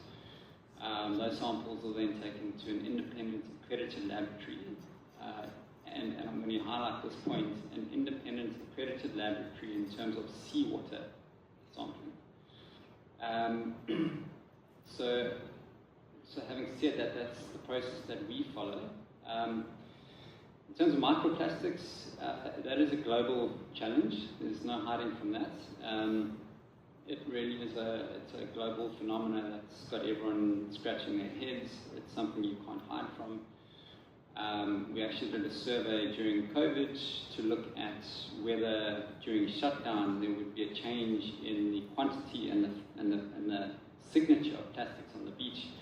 And the frightening thing was that despite the beaches being closed for a period of 2 to 3 weeks, the signature nor the quantities didn't change. So basically what that's saying is there's so much plastic in circulation, it makes no difference whether the public's using the beach or not. It's just in circulation, whether it's offshore, near shore, through the stormwater systems, etc., etc. Having said that, the city's trialling various initiatives to try and limit the transfer of plastics onto the beach. We've got a project on Seapoint Promenade, where we've got litter nets that are designed to trap plastics coming out of the stormwater system. There's various projects where we've got booms in the city's rivers to trap litter from washing down the waterways onto the city's coastline, etc., etc. We have had trials where, unfortunately, in stormwater outlets, the infrastructure has been vandalized or stolen. That's just the nature of the beast, but we will persist in trying to explore new technologies and processes to limit the impact of those plastics. In terms of targeted testing, that's exactly what I tried to demonstrate through the social media postings when there are red flags, and those are marked and posted on social media as red flags. We do try and respond. We've got 307 kilometres of coastline in Cape Town. We're a fairly small branch, but between our branch, scientific services, etc., we do try and mobilise to investigate those events that occur. So we do that. And then in terms of the CEC monitoring, we partnered with the CSIR and actually did some research on CECs in Cape Town. CEC is standing for Chemicals of Emerging Concern. And we're in the process of now developing a longer-term monitoring program to monitor exactly that. And that will include areas like Hart Bay, and currently there's daily sampling taking place in Hart Bay.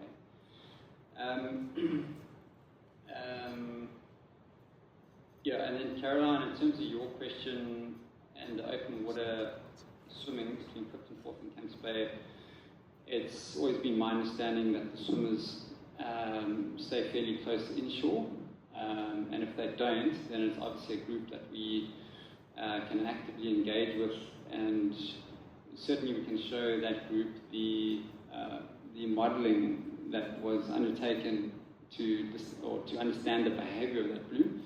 I think Jeremy and Co will go into that detail in depth, and certainly that can be transferred to having a discussion with the swimmers if required. And then just lastly, I'm going to hand back over to Ted Knight, who will discuss the independent process that's run for the pre-season blue flag sampling. Thanks, Daryl. So just a quick point of clarity, Chair, and to answer your question. So the independent lab is responsible for everything: the sampling, the transport, the storage, and the analysis. The city is not involved in that process at all, except for payment when the process is complete. Thank you. Can I just follow up? Yeah, last follow-up, and then we're moving on. Thank you. Yeah, sorry, when I was talking about testing sort of on a sort of more localized level, when there are specific issues, what I was referring to is basically individual swimming groups and people who have a direct interest in beaches. If there's some way we can develop a project for individuals to be taught how to test, take samples and get them to the lab, just to see what is out there when people who are experienced swimmers come across stuff, just to find out what that stuff is. I was just wondering if there's some way we can collaborate with the city, essentially. Maybe Daryl made a point in his presentation about the monitoring sort of social media and other things, and when it comes to incident reporting for coastal water quality concerns that may lead to a one-time test, maybe we need to be a bit more efficient about that system and that communication. Well, it's quite difficult to do because, I mean, for instance, when you go out in Granger Bay, for instance, on a board and you come across stuff, by the time you told the city about it, it's gone, or it's moved on somewhere else. So, there's a lot of mucilage and all that sort of stuff. That's the stuff that people are getting concerned about. And if we can test that specifically, and we know exactly what that is, we photograph it and we test it, and we know exactly what it is, and allays people's fears if it turns out to be innocuous. He's essentially asking if you guys can accept test examples from citizen scientists. Yeah, basically. Yeah, I mean, it's something we can certainly look at, bearing in mind that there is a strict chain of custody that needs to be followed, there's strict sampling protocols that need to be followed, there's training that's required, etc., etc. But it's something that can be looked at. Obviously, it's going to have financial implications. All those things come into play. Having said that, we've also, for added peace of mind, every week now we upload the city's dashboard that provides really good information on water quality categories for specific locations. It includes the 5-year rolling period category, it includes the 365-day rolling period, it includes a set of last raw data results, it includes the loss failure. So that's also high resolution information available across the temporal spectrum that's useful to the public, and that's accessible to the public online. But I also, Hannah, hear your point, and I think some more open channels would be great. So say there is a report, we could go to the beach together and talk about it, and perhaps before it goes onto social media as a major concern that can scare the public. That's our saddest point, that people are scared. So I hear you, and I think maybe we can talk about opening some channels about these concerns. Okay, maybe we can have a chat afterwards. Remember, you're a regular participant in these meetings. I also do expect you guys to, on these very constructive suggestions, speak to the committee members, like for example Caroline Marks, who's run and managed testing programs before. Speak to our officials, please, outside of these meetings so that we can make progress together. Thank you, though. I would like to move on to the next item on the agenda. Thank you so much. Thank you, colleagues from the Flag and Coastal who presented. We are now going to move into the permit requirement reporting by colleagues from water and sanitation. Is that Mr. Suma? Thank you.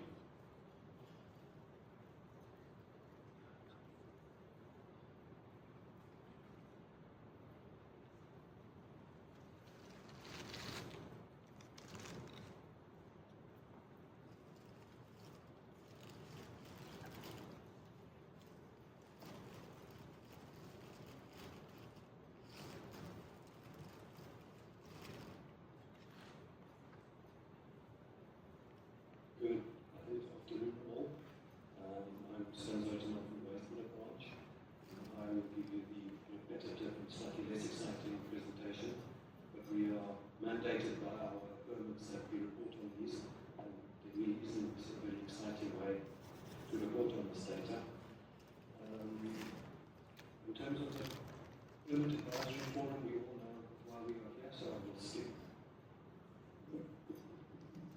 Me and these things are not good friends. I'll skip the requirements. In terms of the permit conditions, this presentation will cover section F of the specific conditions, which is the effluent quality, quantity, the monitoring, and the environmental monitoring, which will be presented later by the consultant. Analyses, pipeline integrity, and malfunction and abnormal conditions that occurred at the outfalls during the last quarter. In terms of the flows, because Minister put the coastal water discharge permit flows on hold temporarily, we now default back to the previous permits, which is the Department of Water and Sanitation permits. And this slide just shows what those limits are at the moment. In terms of average shoreline flow, Greenpoint is 44 megalitres, Campsbed's 5.5 megalitres, and Half Bay is 10.7 megalitres, with, and there was some provision for increased wet weather flows, which pushes Greenpoint up to 85 megalitres, Campsbed to 10, and Half Bay to 17.5.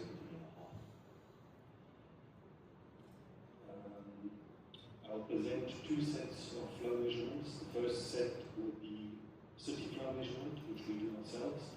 It's a cumulative, once a day, cumulative flow at each outfall. And the second set is from the independent auditor, which has their own instrumentation to do their own flow measurement to make sure that we both report more or less the same flows. In terms of the Capstone outfall, and this is the city results, as you will see, July to September, it's at the tail end of the winter period. I think this year we had a fairly dryish July, but July, you'll see the peaks, which are the stormwater peaks, and then as we go towards August and September, it levels out closer towards the average dry weather flow. And in Camps Bay's case, this is between 2 and 3 milliliters per day.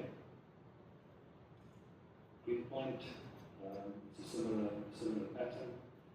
Through July, there's still some storm peaks coming through, and then it tapers off towards the dry period, and we're currently sitting between 25 and 30 milliliters a day going out of Greenpoint. Outbay, it's a bit more scattered. July, again, peaks from the storm flow, and then it flattens out a little bit more towards August and September, and we're currently sitting at between 67 milliliters a day going out. These are now the external auditor's flows. The external auditor takes hourly flows, so they take every hour they take a flow rate and they add them up, and these are the results they send us. It mimics the pattern similarly to what the city has measured. So you will see in July there's the odd peak, which is the rainfall peaks, and then level it out towards August and September. For Greenpoint, again, similar. It's in essence the same as the city's results, with the peaks in July and then leveling out. And Outbay, similarly. Effluent quality, again, I'll present two sets of data. The first set is from the city's scientific services branch, so it's a city-collected, city scientific services branch analyzed data. We do this by grab samples. The second set will be from the external auditor. The external auditor takes her own composite samples, so there's a machine that every hour takes a sample and puts it into a composite sample, and after 24 hours that gets tested, and that gets tested at a completely independent laboratory. So the city is not involved in that process at all. In terms of the city results, for Camps Bay, over the period July to August and September, 2 parameters exceeded the current coastal water discharge permit limits, and that's a copper and a nickel. And overall, 97.3% of the grab samples complied to the permit's conditions. In Greenpoint, 3 exceedances were noted, a copper, a nickel, and a zinc, which then works out to about 93.3% of the 45 gram samples being compliant. And at Outbay, there was 1 non-compliance in terms of calcium, which then leads to a 99.3% sample being compliant. Again, these are grab samples. So somebody comes and just takes a sample and it goes to the lab. The independent, this is just a summary. We just wanted to say again that there are inconsistencies regarding the mechanisms in the current coastal water discharge permits, and this is part of the appeal with TFFE. Minister's expert panel had issued a second request for information at the beginning of this month, and there was a workshop with the panel actually yesterday, so 19th as well, on the 20th. That was the first time we heard back from the appeals panel since exactly a year ago. So the process is quite slow. These are the external auditors' composite samples. For Camps Bay, I just want to pause on the TSS and the COD results. As you see, there's most non-compliances are in terms of TSS and COD, and if both of them are elevated, it means there's organics coming through. With the inflow, we did not pick that up in our own sampling, which means that during those 24 hours, at some point, something is releasing increased organics. It's not something typical of a domestic catchment, which Camps Bay is. So we think it is probably either the restaurants, where you've seen the facts that were found in one of the previous presentations, that at some stage throughout the day they will release increased amount, maybe dinner time, post dinner time, when they do their washing up, that kind of thing. It cannot be sewer cleaning because that wouldn't happen over such a long period of time. And unfortunately, we don't test every one of the hourly samples because that will be combined into one. But we're investigating to see if we can't do an extended run to see when during the day these peaks actually come through, because that will then tell us where to look in terms of where this is coming from. In terms of Greenpoint, there were two non-compliances, one with arsenic and one for zinc. In terms of outbreak, there were no non-compliances to this period. And in summary, you can see on the left the City of Cape Town compliances, and on the right the auditors' compliance samples. Biggest differences between Camps Bay and that is the high TSS and COD that causes that difference, and the rest is fairly close. In terms of environmental monitoring, I'm not going to go on this because that's going to be covered in the next presentation. We all know the sampling points, and they have not changed. Apologies, Finn. You just bring the mic a little bit closer. Thank you. The next one would be the pipeline integrity and conditioning. This was touched on, I think, during the last pack as well, because the inspections were done a while ago. Camps Bay was inspected in October 2024, Greenpoint in December 2024, and Outbay in June this year. In terms of Camps Bay, they noted that the corrosion and sacrificial rays continue. However, the HDPE pipe, which is the core pipe, remains intact. And they noted that some of the diffusers might start to block. And this will be monitoring forward to see if cleaning is required. Greenpoint, they made pretty much the same conclusions. Some of the ports looked like they might start to block up, so some cleaning would be required.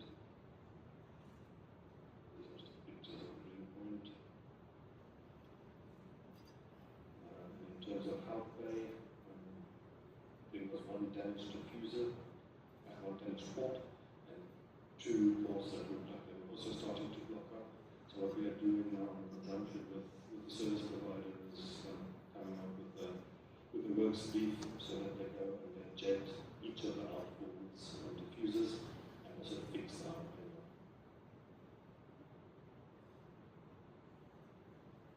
In terms of pump station malfunctions and abnormal conditions, the incidents that were reported at the previous pack, which was in August, was nothing at Camps Bay. At Greenpoint, there was one pump that was vibrating. It was found to be the non-return valve, and that's that blue valve on the pictures. And in Outbay, there was a damaged screw, the compactor screw, and a faulty booster pump which was repaired. For this reporting period, Camps Bay, there were no incidents, and we currently have both pumps available. In Greenpoint, there was also no incidents. We have 2 out of the 4 main pumps and 2 out of the 2 trophy pumps available. The other 2 main pumps are sitting with our internal service provider's contractor. It's a problematic contractor. They take very long to finish, and our internal service providers busy going through the motions of corrective actions on that. Currently, they indicated that one of the main pumps is going to be due back at the end of this month, and the other one in December. For now, outfall, also no incidents. Both pumps are available, and compact screw installation is scheduled for today.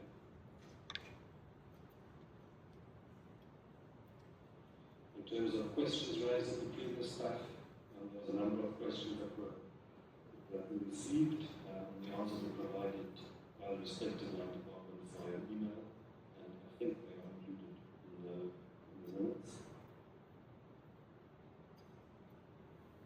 A quick update on the short, medium, and long-term improvement program. The short term, which is the refurbishment tender, I'm happy to report that the tender was awarded this month. And it's currently in the appeal period. If there is no appeal, contractor's design will commence after the builder's break, and we hope to see them on site in early quarter 2, 2026. The delay is because it's a design-build contract, so the mechanical contractor first designs and then installs. So that's why there's a bit of a delay in the start. The summary of the refurbishment scope was given last back, and it hasn't changed. In terms of the medium and the longer term investigations, scoping was completed. We received the scoping report, and currently both are undergoing feasibility, and that is ongoing.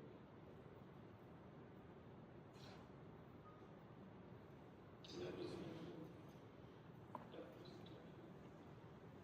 Thank you, Sven. Are there any questions at this point?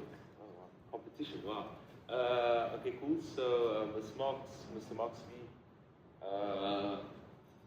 going. Okay. If the one of the remaining 2 pumps at Greenpoint pump station fail, will the 2 jockey pumps be able to cope? The 2 jockey pumps cope with daily peaks, yes. The 2 main pumps are provided for wet peaks, and the other 2 were standby pumps. So it's designed to work on 2 main pumps, 2 jockey pumps. If 1 main pump fails for daily average flows and peak flows, it's more than enough. It's only at the high rooms and peaks that we might struggle. So just to clarify, if you only had 1 pump there and the 2 jockey pumps, it would still be sufficient to cope? Derek Felix got a response as well. Yeah, if I could just comment on that. We actually almost have 400% redundancy at that pump station. 1 main pump can actually cope with all the flow at the moment. In fact, when we had a problem with the main pumps, the 2 jockey pumps could actually cope. So there is a lot of redundancy at Greenpoint, but the new tender is actually going to give us 4 brand new pumps. So then we'll use the old pumps as spares, we'll refurbish them and use them as spares just in case. Mr. Moxie. So, thanks for the presentation. Can I just ask, were there no incidents with the screenings in any of the pumps, any of the pump stations?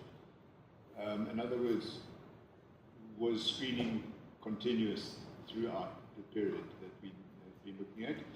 And then also, there was a suggestion, I think Caroline might have made it, that we actually monitor the amount of bins of debris that is collected in the screen, so that we can actually see how efficient the system is, and whether you're collecting more over time.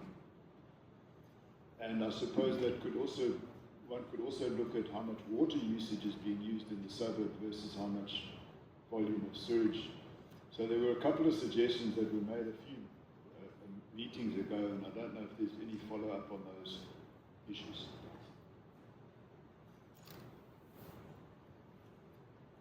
Yes. There was no issue with the screenings. The screenings were happening throughout this reporting period. We do already know the amount of screenings that are out, because they have to note it down on site, because it's a legislative process. We take it to another plant and then it has to go to hazardous waste.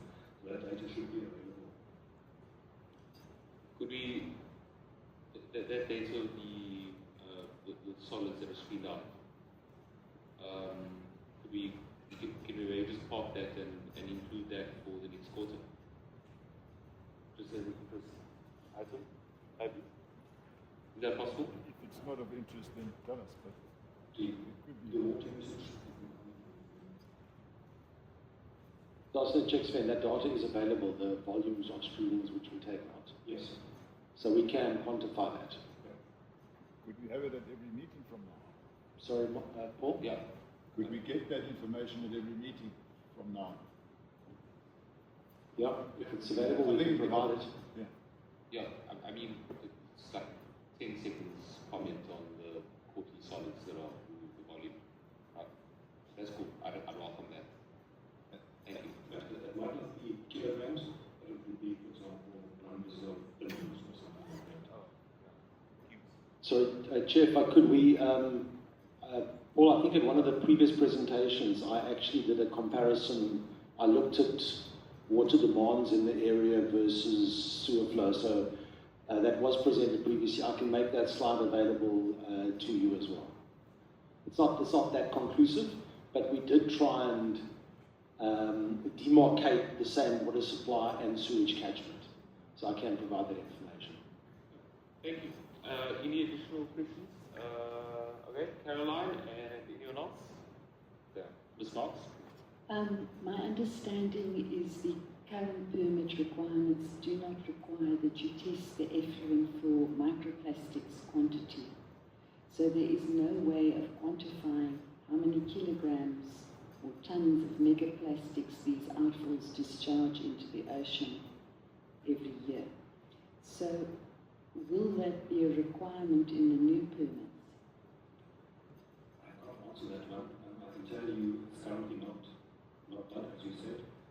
But whether DFE will require the new permits, I can't tell you. We tried to find out how quickly they will issue them and what will be in them. Completely wrong.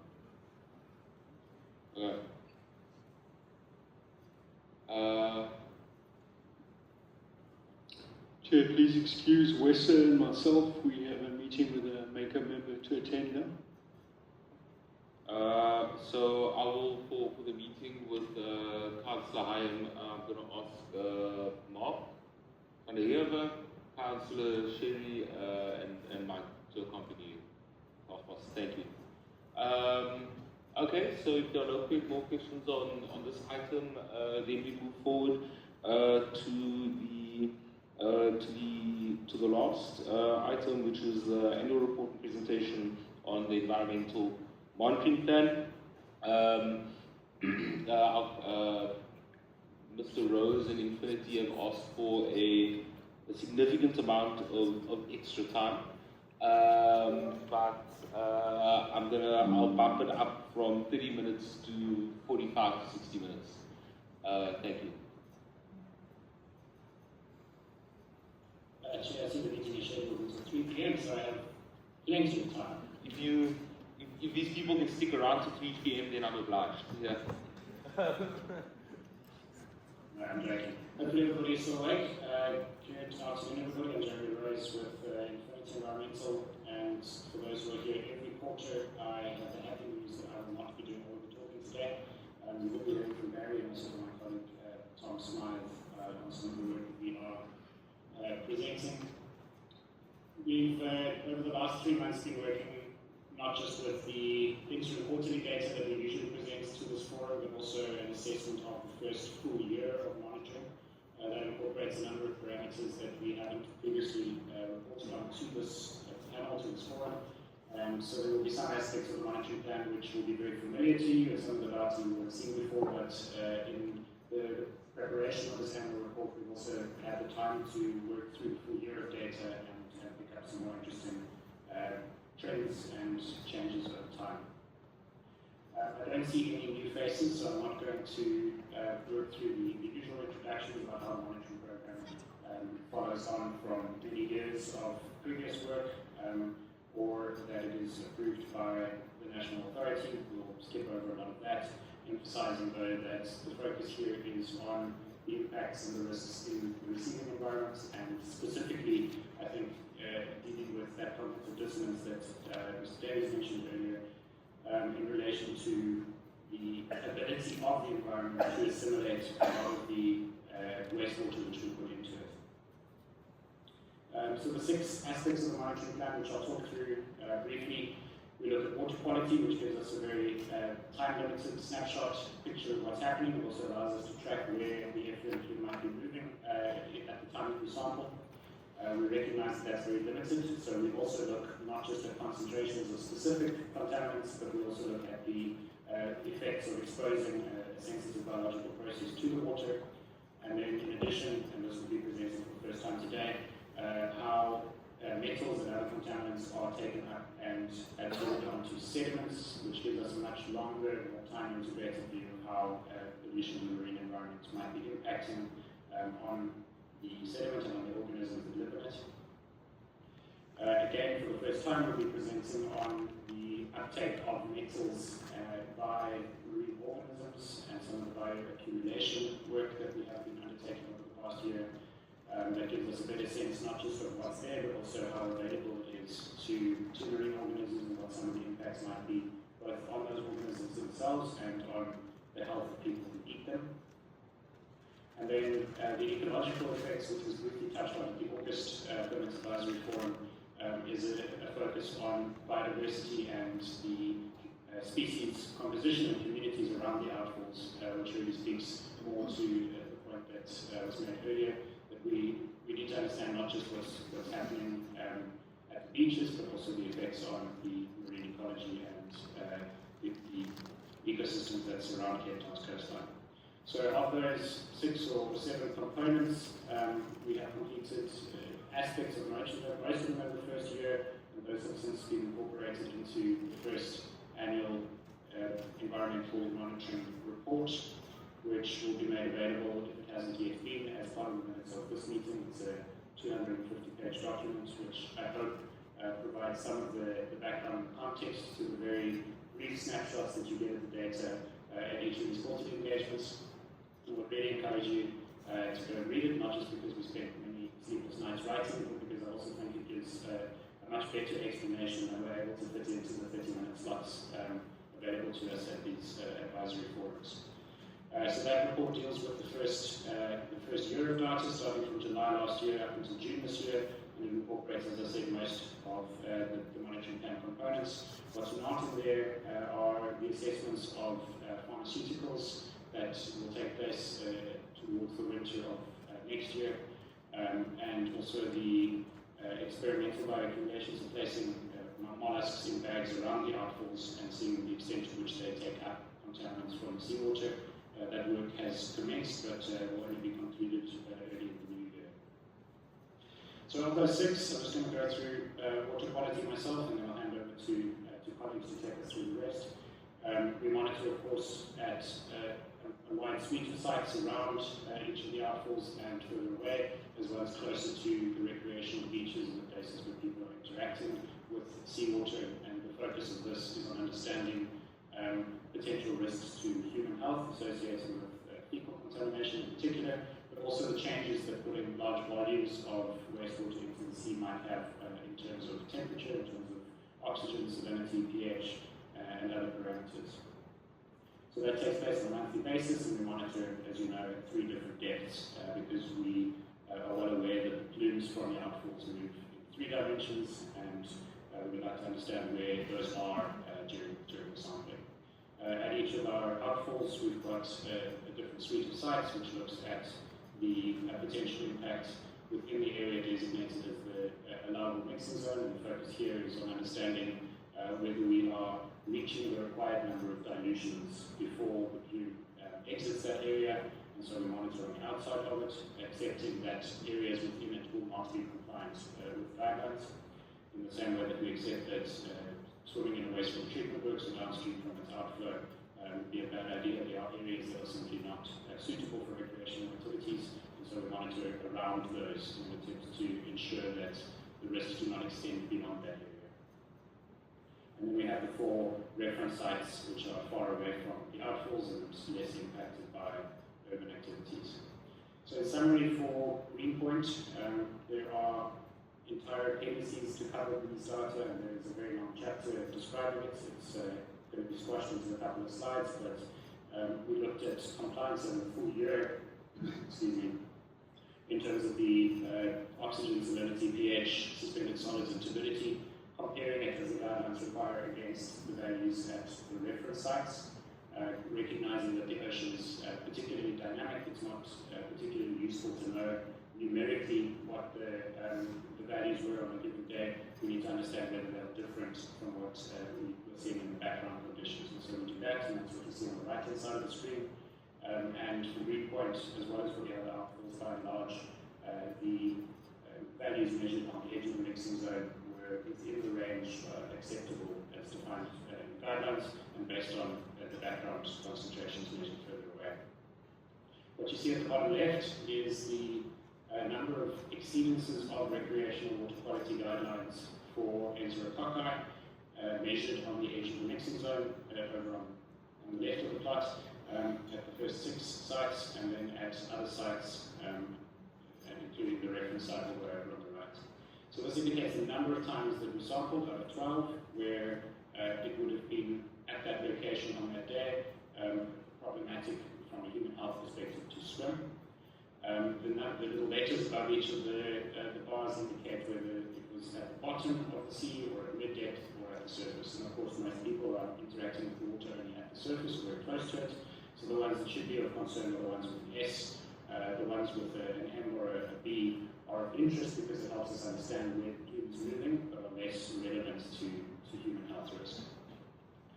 What we can see very clearly is that at Greenpoint, the highest numbers of those exceedances were at the northeastern side of that allowable mixing zone around the outfall, and particularly at mid-depth. This is very closely aligned to the work that was done in modelling in 3 dimensions how the outfall fluids move in response to sea conditions, and those all indicate that at mid-depth, northeast of Greenpoint, the plume is likely to be encountered much more frequently.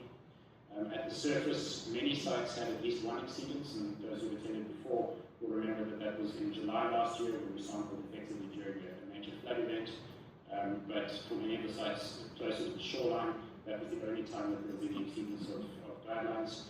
And the other one indicated in red, which was a surface sample site, is all the way over at the mouth of the port of Cape Town, and we believe attributable to other pollution sources rather than to the outfall. The other thing we've been able to do with the benefit of a full year and more of data now is to start to interpret it in light of what we know about how the plumes are expected to move from the dispersion models. So these dispersion model reports are, of course, freely available online. You can go look at the details. But for Greenpoint, at the surface, on the left, we expect that the plume will more frequently move towards the northeast. At mid-depth, it has a much wider range of influence in terms of the recreational water quality guidelines. So 15 meters down, it would be generally unsafe to interact with it to the northeast, whereas at the bottom at the surface, it stays largely within that mixing zone. By the time, of course, the plume reaches the surface, it's been diluted significantly and has been affected by the secondary dispersion effects of wind currents and sunlight impacting on the bacteria. But we're able to start to see instances of that in the monthly data. So at the surface, in September 2024, during our sampling, you can see the counts of enterococci, which are indicated on the plot, are all very low. So the threshold value here for a single sample would be 240, and all of these are well under 100, including directly around the outfall itself. The highest, in fact, are off in Table Bay, where we have the influence of the Black River, the Deep River, and the Port. At mid-depth, though, it's a different picture. So what we suspect we're seeing here is that the plume is moving to the northeast. It's diluting as it goes. By the time it reaches the surface, it has sufficiently diluted not to be a concern for recreational use. And at the bottom as well, some detections of bacteria are there, but they're not there in concentrations that would indicate it would be a risk to interact with that water. So that was in spring, and then in summer, late summer, early autumn, we have a slightly different picture, just indicating how dynamic these wastewater effluent plumes are. At the bottom, again, sort of very diffuse indicators of fecal contamination in the sea. This is the general state of Table Bay.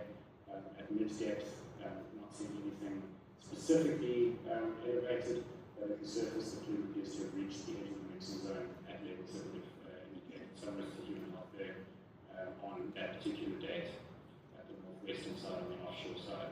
And then a similar result from the mouth of the Port of Cape Town again. So definitely some other sources of pollution indicated by that.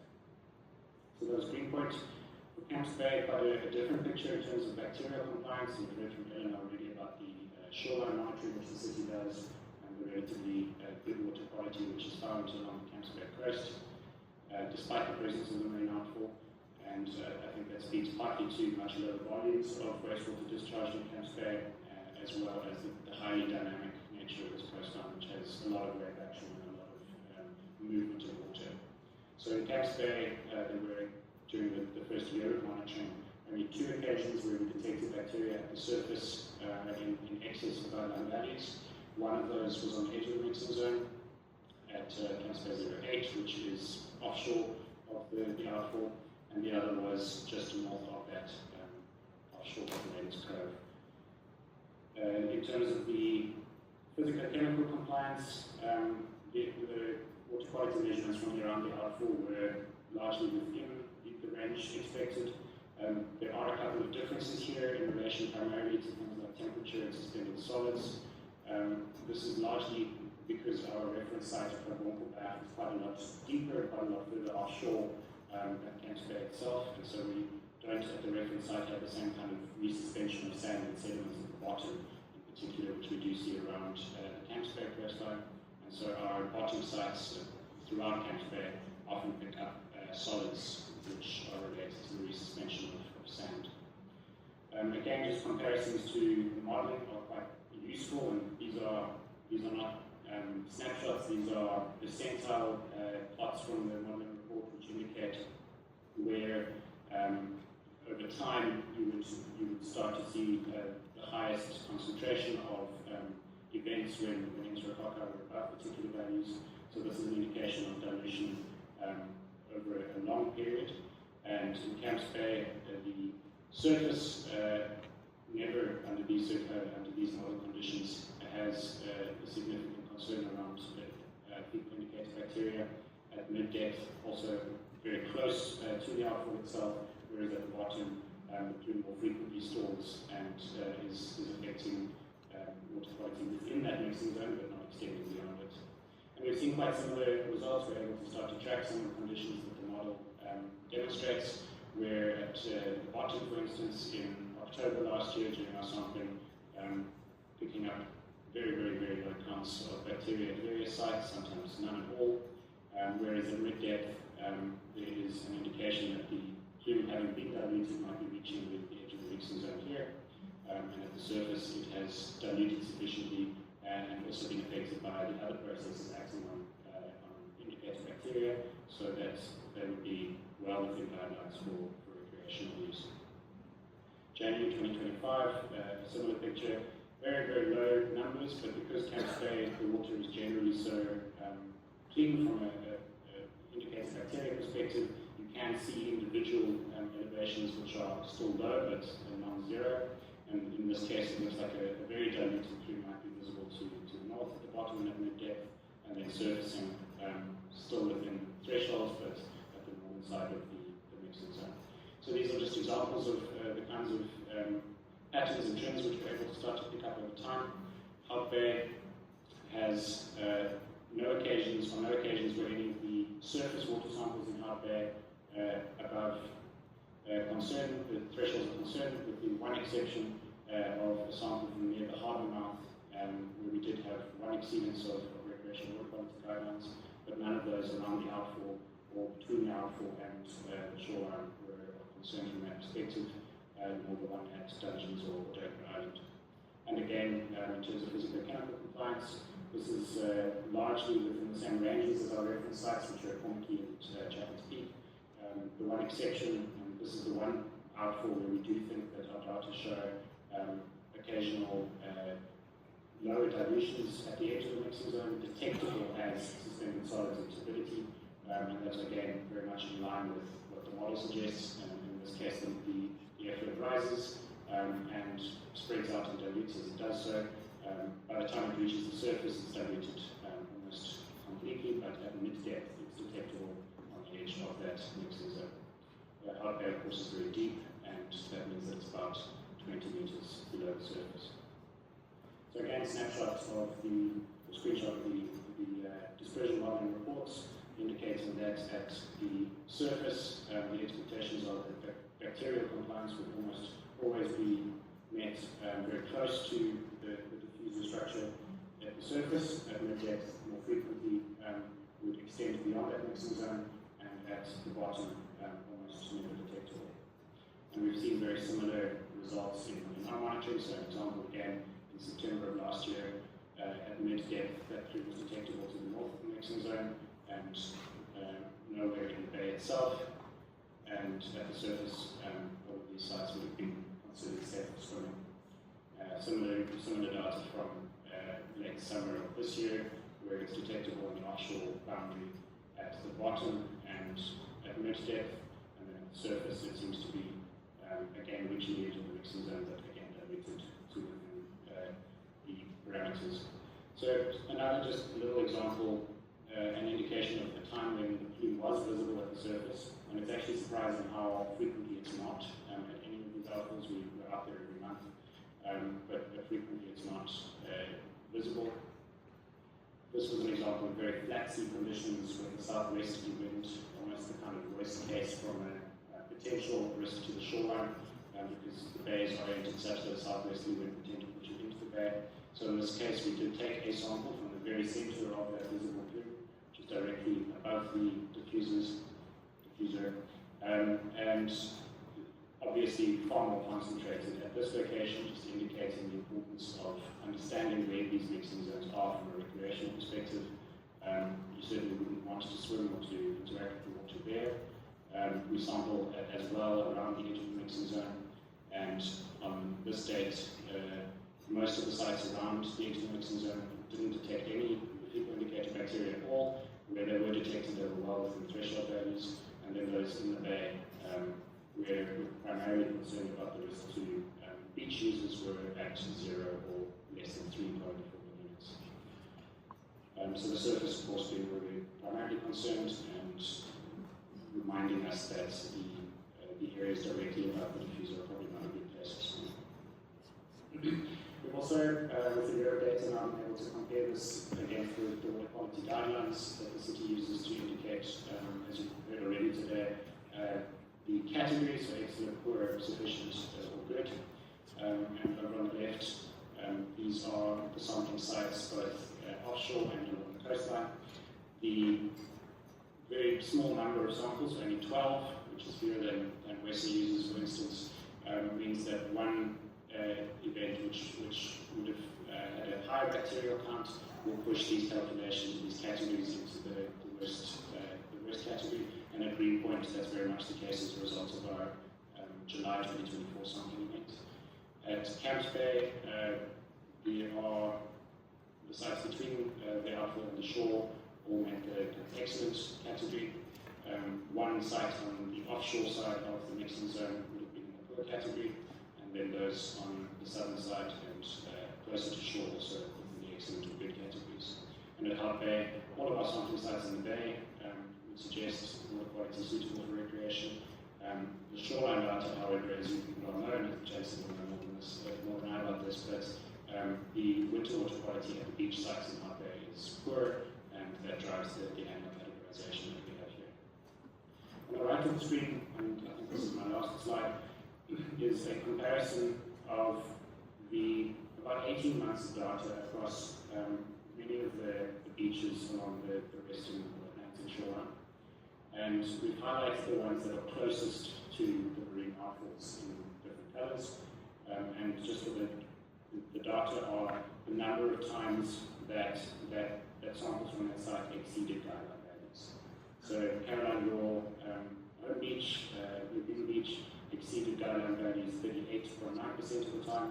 would certainly be well within the poor category, as we've heard. Whereas a beach like Big Bay did not have any exceedances over about 50 samples, and Cambridge is in zero category. So just the length of this line is an indicator of the number of failures in terms of the guidelines. At Greenpoint, our 3 sample sites closest to the outfall, pump station, Tuyanka Bay, Rocks and Tuyanka Bay Beach, and those are indicated in green. In Camps Bay, those closest are indicated in red, and each of those had one, or in one case, 2 exceedances over the course of the year, and then Hout Bay indicated in blue. So the one with the beaches with the largest concern are obviously the Hout Bay beach sites, related in terms of our data, a lot more closely to what comes out of the river and off the urban area than what's coming in from the outfall. And it's quite nice to be able to draw these broader conclusions based on spatial data over time. So I'm going to leave it there and hand over to Barry, who's going to talk to us about toxicity, and then I'll come back and read for conclusions. Thank you. Thank you, Jeremy. Good morning, everyone. I'm going to present just the last component of the water quality monitoring, which is the ecotoxicity testing we've been doing. I'll just remind you very briefly, we've been using sea urchin fertilization tests, where we combine sea urchin sperm and eggs in the presence of water samples collected at the various sites. Various sampling sites, mostly on the boundary of the mixing zone around each of the outfalls. These are the results here for Camps Bay. We look at percentage fertilization in our samples. We count 100 eggs after the eggs and sperm have been combined in the samples. We count how many of those have been fertilized and present that as percentage out of 100.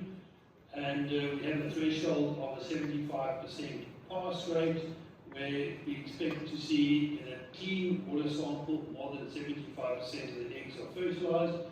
The results presented there, the top row is the surface samples, the second row is the midwater samples, the bottom row is the bottom samples, and each of those yellow or yellowish green bars represent a monthly sampling event. And what you can see there is for the surface samples, we had 100% pass for all 4 sites around the edge of the mixing zone. Likewise for the midwater samples, 100% pass, in fact much greater than 100%, in most cases 90 to 95% fertilization in all samples from the midwater. There were 3 samples at one site on the boundary of the mixing zone at Camps Bay, where we didn't achieve 100% samples, and those are the lower red bars you can see on the right-hand side there. And comparing that to the reference stations, we've got a similar number of failures at the reference stations at Kemonkelberg, one at the surface, one in midwater, and one at the bottom. So from that, I conclude that the quality of the water at the edge of the mixing zone is no worse than that at the reference site, Kemonkelberg, which is very, very far from any outfall or any surface water pollution.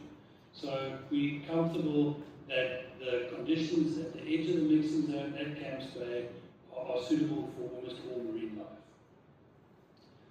Results for Greenpoint are very, very similar there. 4 sites at the edge of the mixing zone, surface, middle, bottom.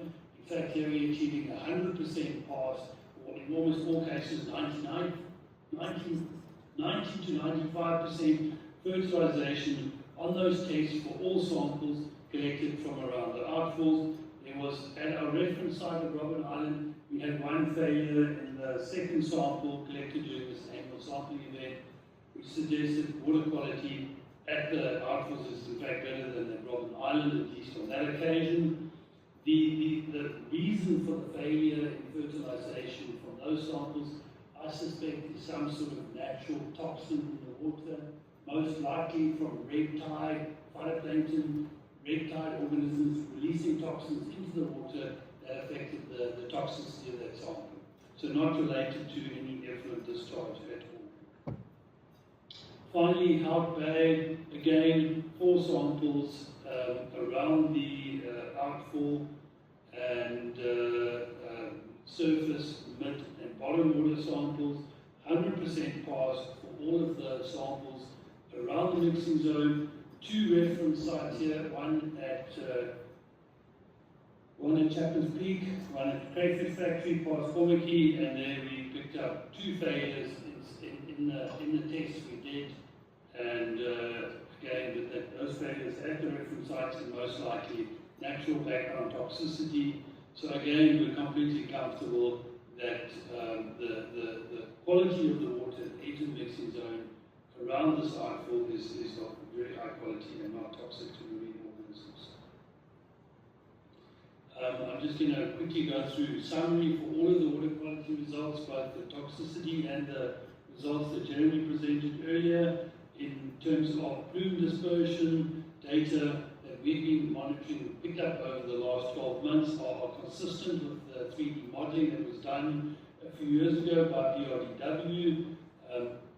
As Jeremy explained, plumes are periodically detectable at the edge of the mixing zone, but most often at mid-depth, seldom at the surface. Recreational water quality, beach water quality in terms of risk-related standards was not impaired by outfall effluent at any of the sites. Ecotoxicity, as I said, no acute toxicity at Greenpoint. Hart Bay had a number of instances of reduced fertilization success, 1 from the edge of the mixing zone and 2 from the reference stations, which suggests that the reference stations the mixing zone sites are at least no worse than the reference sites. And similar with Camps Bay, 3 failures at the edge of the mixing zone and 3 at the reference sites. From a compliance perspective, water quality targets, protecting the marine ecosystem and human health were largely met at the edge of the mixing zone, for the larval mixing zone for the last 12 months. So I can just summarize by saying data suggests that the constituents of the effluent are sufficiently diluted within the area designated as the allowable mixing zone to meet water quality guidelines for protection of marine ecosystem health and human health at these 3 outfalls. The second part of this presentation now deals with microplastics. We have been monitoring the levels of numbers of microplastics in water samples collected from the outfalls. The 3 outfalls, 3 depth zones, mid, surface, mid, and bottom. We filter those samples through a series of meshes to extract the microplastics, and we count those under a microscope. They're divided into 4 different types of plastic: nodules, film, fibers, and fragments. Sampling sites are mostly 4 sites around the perimeter around the edge of the mixing zone for Greenpoint, same with Hart Bay, same with Camps Bay. Greenpoint, we've got 1 or 2 extra sites in Table Bay, 1 near the entrance to the Port of Cape Town, 1 near the Black River discharge point, and then our 4 reference sites that we use for all the other sampling as well. Just to put it into perspective, our levels of microplastics around the outfalls compare to other sites in the bay, but also particularly our reference sites, which are distant from any effluent source. These are the results from the microplastic sampling at Greenpoint. Lots of information here. The colours on the left there speak to the sizes of the different particles of microplastics that we detected there. 4 sizes: bigger than 1,000 micron, bigger than 500, bigger than 100, bigger than 50 microns. And from those colours on the graph, you can see we're mostly picking up small microplastic particles around 50 to 100 microns in size. The right-hand side just looks at the different types of microplastic: the fibers, the film, the fragments, and the nodules. And from those colours, you'll see we're mostly picking up fibers in our samples, both from the outfalls and from the reference sites. And we've been sampling quarterly, so each row on the plot indicates a quarterly sampling event. The blocks headed with orange colours are the ones at around the edge of the mixing zone. The left-hand samples, the clear, no fill in a header, are from our reference sites. And then for Greenpoint, we've got 2 alternative sites in the bay at Port of Cape Town and Black River. And from those results, very clear that the levels of microplastics are very similar at the mixing zone sites as compared to both the reference sites and the sites elsewhere in the bay. Numbers of microplastics in the bay are actually quite low. We're picking up around 1 to 10 microplastics particles per litre of water. On an international standard, that's actually very, very low. Typically, we're seeing more than 100 microplastics per litre of water in places in Europe, going up to many thousands in the more highly contaminated sites. So we're comfortable that there, by and large, doesn't seem to be a big issue of microplastics pollution associated with the outfalls. These are the data for Camps Bay. Again, very similar, mostly small and very small microplastics that we're picking up in our samples, and again, mostly fibers, and most importantly, that the level, the quantity of microplastics in the water samples collected at the edge of the mixing zone are very similar to those at the reference sites. And again, as I said earlier, we're doing all three depth zones, surface, mid, and bottom, and we're not picking up an issue at any of those depths. There are periodically slightly higher numbers at some of the sites, but they are low relative to what we would consider levels of concern. Out Bay, also very similar, mostly small, very small microplastics particles and mostly fibers.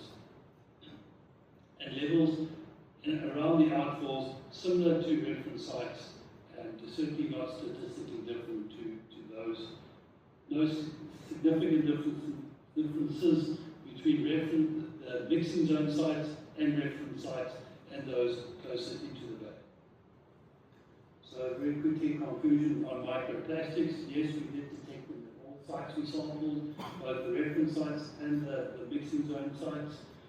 Fibers were the predominant class of microplastics we were detecting. The numbers were similar between the mixing zone sites and the reference sites, suggesting no clear trends or links of elevated microplastics associated with the outfalls.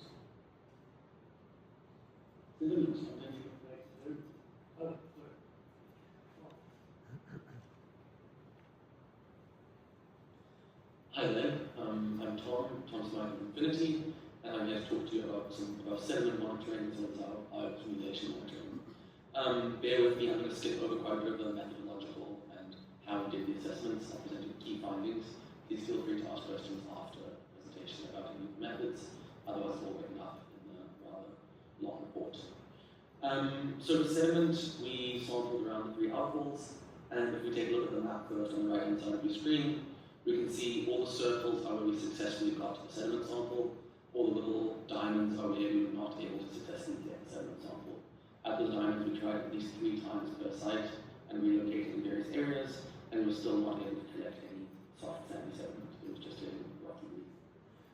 So Hout Bay was by far the most successful area. We expected that as it is, generally speaking, a sandy bottom.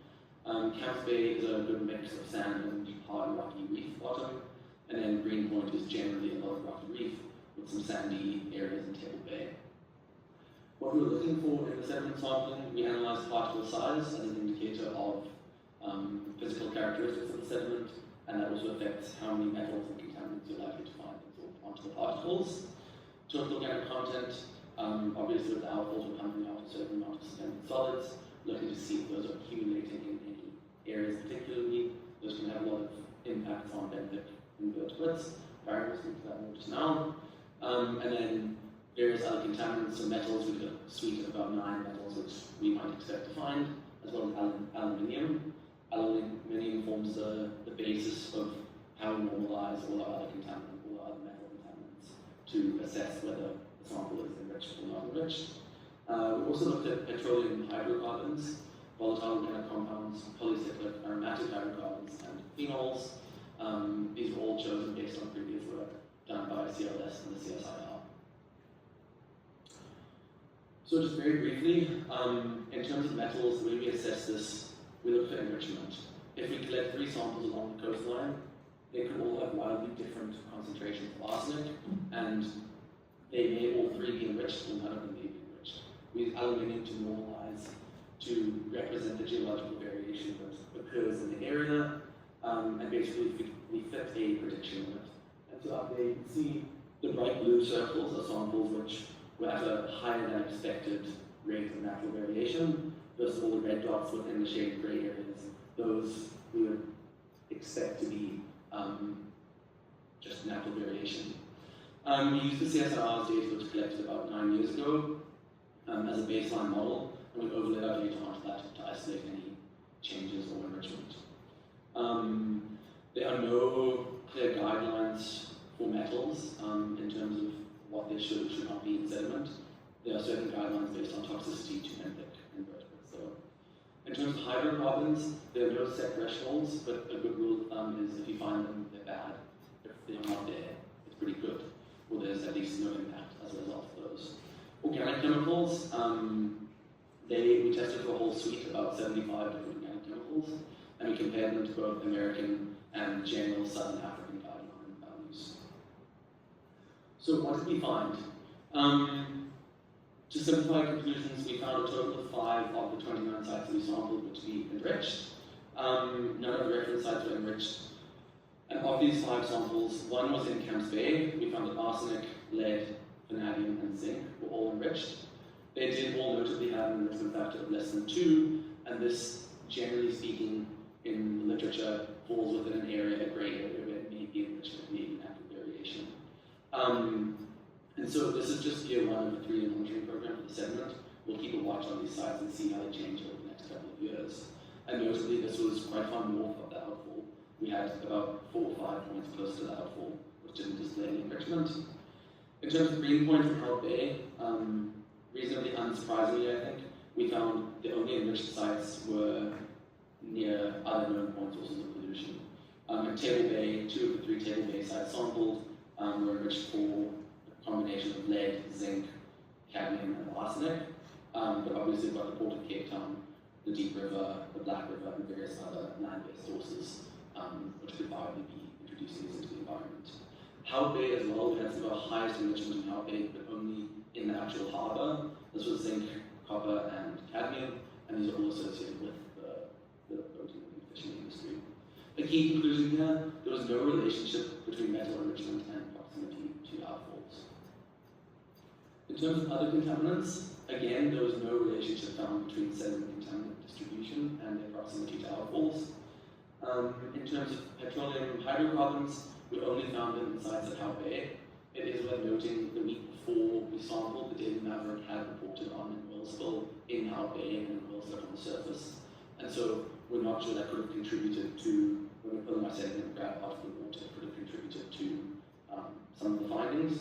Of course, in the Howard Bay Harbour, they are far right of the screen. You can see there's a whole slew of petroleum hydrocarbons we found, from the very, very light, generally more toxic hydrocarbons, to heavier bunker fuels and whatnot, which can stay in the environment for a long time. Other organic contaminants, so we tested, I said, for about 75 to 80 other organic contaminants. We found styrene at 4 sites in reasonably low concentrations. That comes from its breakdown of polystyrene used in insulation and all sorts of packaging. Phenols were found at 2 sites, and fluorine detected at just 1 site in Table Bay. That's about it for the sediment monitoring aspect of this program. Again, we monitor it on an annual basis to look into the possible medium to long-term accumulation of contaminants likely to originate from the discharge of effluent. And yeah, at the moment, after our first year of monitoring, it's not looking like there's a clear link between the outfalls and sediment contaminant levels. One other thing I should mention is particle size. Almost all of the sites, with the exception of the Howard Bay Harbour, we found to be over 90% sand, which is reflective of a very high energy coastal environment with strong currents, strong wave action, preventing the deposition of suspended solids that are definitely being pumped out the outfalls. We're not seeing the accumulation clearly around each outfall. Moving on to bioaccumulation. Again, skipping over these methods, especially the human health side of things, because that could take a whole hour if we wanted to. We sampled mussels, sea bream, and rock lobster from various sites. I'll show you how we collected them just now. And we only looked into metals. We did a suite of 9 metals. and we were interested in the spatial distribution of these contaminants, as well as whether they have accumulated in levels along the Atlantic seaboard to a rate which could be posing a hazard or risk to human health. At the bottom right there, you can see the table showing the number of samples. Just a note on Hout Bay, we were only able to sample 2 sites, the West Coast rock lobster, as Hout Bay, we all know, is targeted very heavily for poaching. So we collected 3 individual samples from a shipwreck at the bottom of the bay, as it's the only place that still seems to have rock lobster. So a quick overview, Camp Bay, from left to right is green mussel and rock lobster. That's where we collected specimens. We obviously collected them trying to look at as close to the outfall as possible, and then with the gradient going away from the outfall. We of course sampled the same 4 reference sites which are used for water quality and sediment and most other monitoring aspects of this program. Greenpoint, again, just a quick overview to show we have some closer sites and some further sites from the outfall. And Hout Bay, same story. So first, just looking at the spatial trends. A spoiler alert for all 3. We tried as hard as we possibly could to look into a relationship between metal concentration in biological tissue and the proximity to outfalls, and we didn't find anything. At the top right there, you can see on the x-axis it's distance from outfall, and on the y-axis it's the relative metal concentration. And so where there's an increasing positive slope, it's actually metal concentration increasing as you go away from the outfall.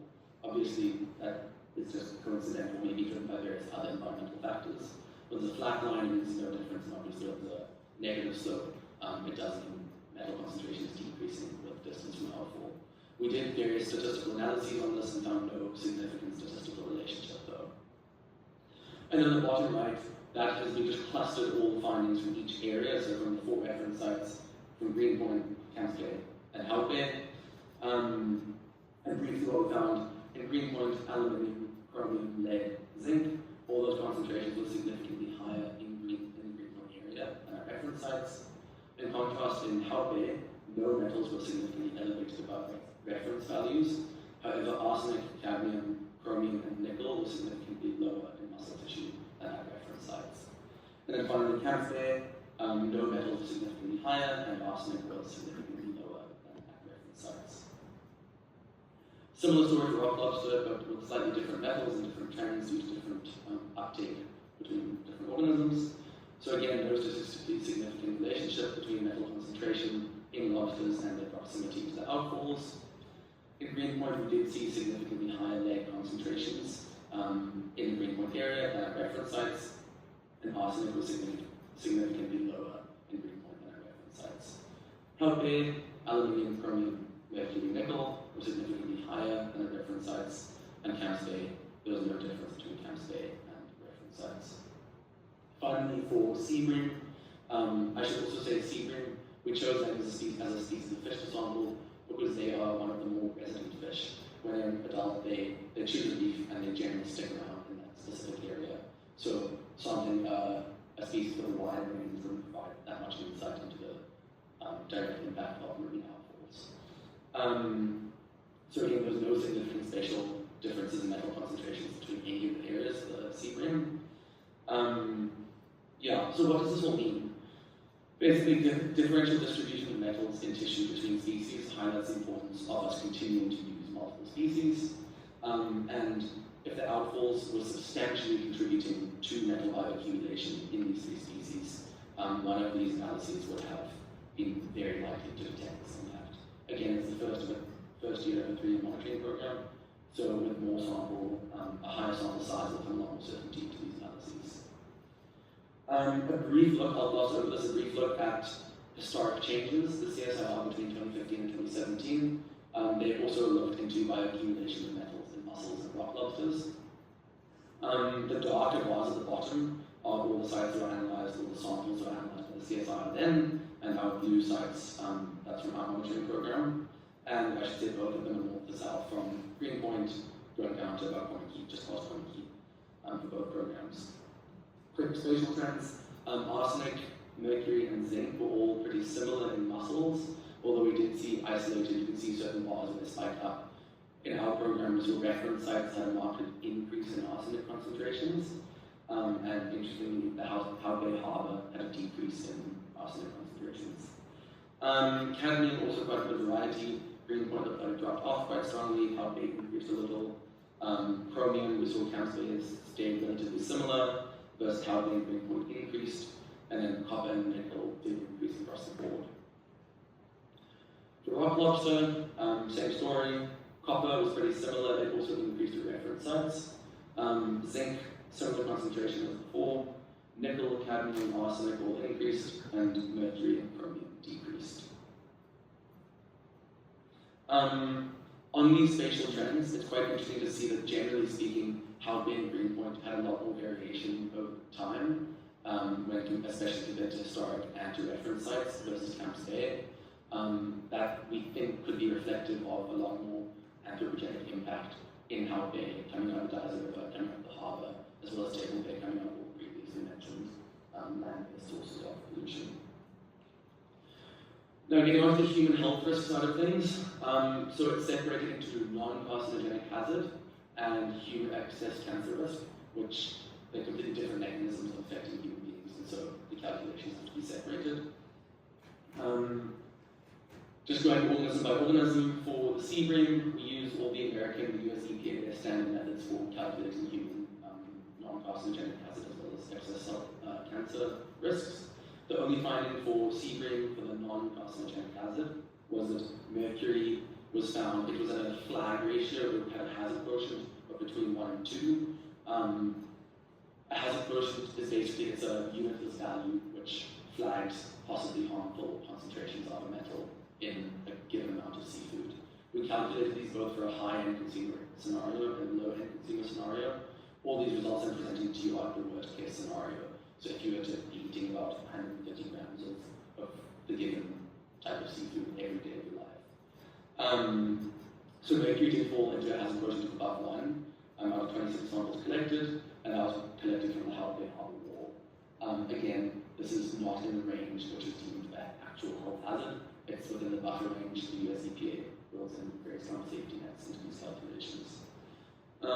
Similar story for mussels, just different metal. Cadmium in 8 mussel samples collected from 4 different sites did fall into a hazard quotient of just generally between 1 and 2, although one site from Camps Bay near Backwoven did fall just above 2. Interestingly, the Camps Bay site was the only impact site that we found an increased hazard quotient for mussels. The rest of the samples all came from reference sites. Rock lobsters, arsenic had a hazard quotient above 1 in 1 sample out of 26 collected, and mercury had a hazard quotient of 4 in both above 1 in 4 samples. Finally, in terms of excess cancer risk, as well as hazard quotient just flags if likely to have a health impact or not. Excess cancer risk is presented in terms of how many more cases of cancer would you expect to occur in a given population group over the lifetime. We only had cancer slope factors which we used to calculate these for arsenic and for lead. These are derived by the US EPA. And the key finding of this was for rock lobsters and was for arsenic. That under the low end and the high end consumer scenarios, we found there to be what would often be considered an unacceptable risk to consumers who are eating rock lobsters as a result of arsenic concentrations. The CSI 10 years ago did not find, or 8 years ago, did not find an unacceptable risk. The concentrations of arsenic have not changed significantly. Actually, this year, the US EPA increased the constant value for assessing cancer risk of inorganic arsenic. It increased it by about 30 times. And so that's what's actually had an impact on the different findings in the previous report. Again, we've been very conservative in calculating this. We only sample for the standard arsenic, and it's something called inorganic arsenic, which drives cancer rates in humans, specifically to arsenic, obviously. We use the most conservative values in the literature for converting arsenic to inorganic arsenic. And so this is very representative of the worst case scenario. In terms of mussels and bream, there weren't many findings in terms of excess cancer risk being of concern. So just to sum this up, bioaccumulation was monitored as an indicator of metal bioavailability, as well as to assess the risk to human health associated with the consumption of these organisms collected along the Atlantic seaboard. Again, we just went over the cancer risk, and in terms of non-carcinogenic health hazard, no metals or tissue assessed for non-carcinogenic health hazards were at concerning concentrations that are high enough to indicate actual increased hazard to human consumers. And again, no statistically significant correlation between proximity to outfall and tissue metal concentration. Barry? Thanks, Tom. Just the final part of the monitoring program that we've been working on in the last year is looking at potential ecological effects of the effluent on faunal communities around the outfall sites. We've looked at around each of the outfalls there's typically a mosaic of hard reef substratum and soft bottom sediment habitat. So we tried to sample both of those habitat types around each of the outfalls. The benthic infauna are the little bugs that live in the sediment, they burrow into the sediment, and we typically sample those with a grab sampler. The hard substratum, the reef habitats, we sample either with a video camera, a drop camera, which we lower into the bottom, or we send divers down there to actually collect data directly. So those three sampling methods have been employed as appropriate around the outfall sites. Camps Bay is a mix of rock and sand, so we used all three methods there. We were able to collect some sediment samples, extract the macrofauna. We did some drop camera surveys, and we also did some diver surveys there. Out Bay, the substratum around the outfall is almost entirely sandy in nature, so we did mostly in-fauna sampling, grab sampling there. We didn't use the drop camera there, and we didn't bother sending divers into the water. Around Greenpoint, it's mostly rocky substratum with very little sand, so we focused mostly on the drop camera and the diver-based surveys, and just did a little bit of grab sampling where we could, where there was patches of sediment. Looking at the drop camera results, we did the drop camera surveys at Greenpoint and at Hout Bay. We looked at 3 sites around on the edge of the mixing zone around those 2 outfalls, as well as some sites slightly further away, which we call proximal sites. And then obviously we took our same reference sites that we used for the water quality and sediment sampling at Robben Island, at Kabonkelberg, and compared the communities that we were seeing on the bottom at those different sites. The pictures on the right-hand side of the slide there are images that came from our drop camera, showing the benthic fauna that were present on the bottom there. Lots of urchins, some sea stars, some rock lobster in places, and anemones and various other organisms. And the results from the drop camera surveys, on the left is Greenpoint, on the right is Camps Bay, and the sort of 4 sets of graphs we've got there are the number of species we found at the 3 classes of sites. So class 1 was around the mixing zone, class 2 were the proximal sites in blue, and class 3 were the reference sites in green. And what fairly clear there is for both Greenpoint and Camps Bay that the number of species around the outfalls was not significantly different to those at the proximal sites, and certainly not significantly different to those at the reference sites.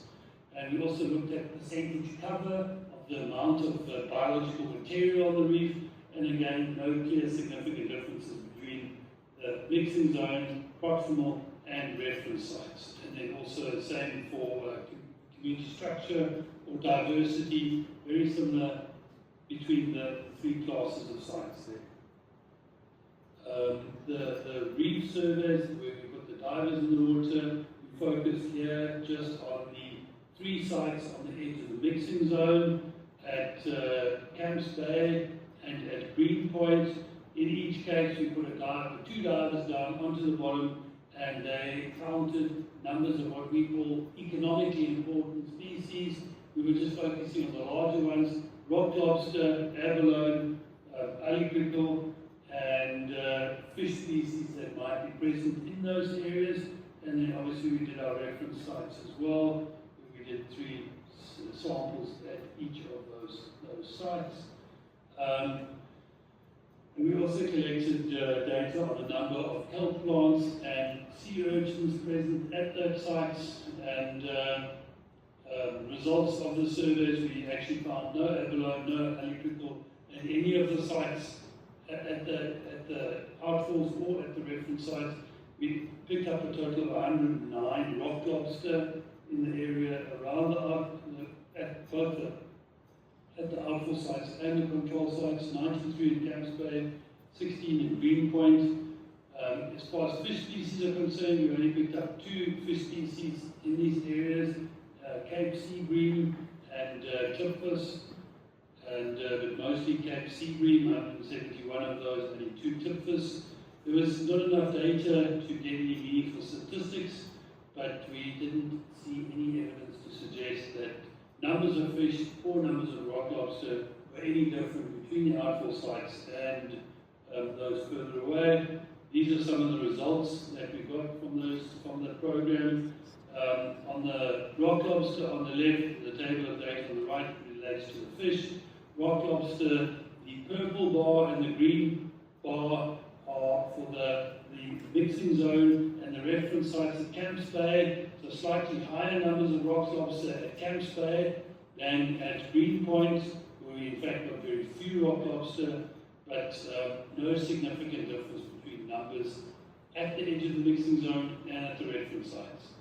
And the same for the fish at Camps Bay. At the mixing zone sites, we found very, very few fish, many more fish at the reference sites, but the reverse was true at Greenpoint, where we got many fish around the outfalls and very few at the reference sites in Hart Bay. Numbers were very, very low, very, very high variability, and we couldn't really draw any clear conclusions from that.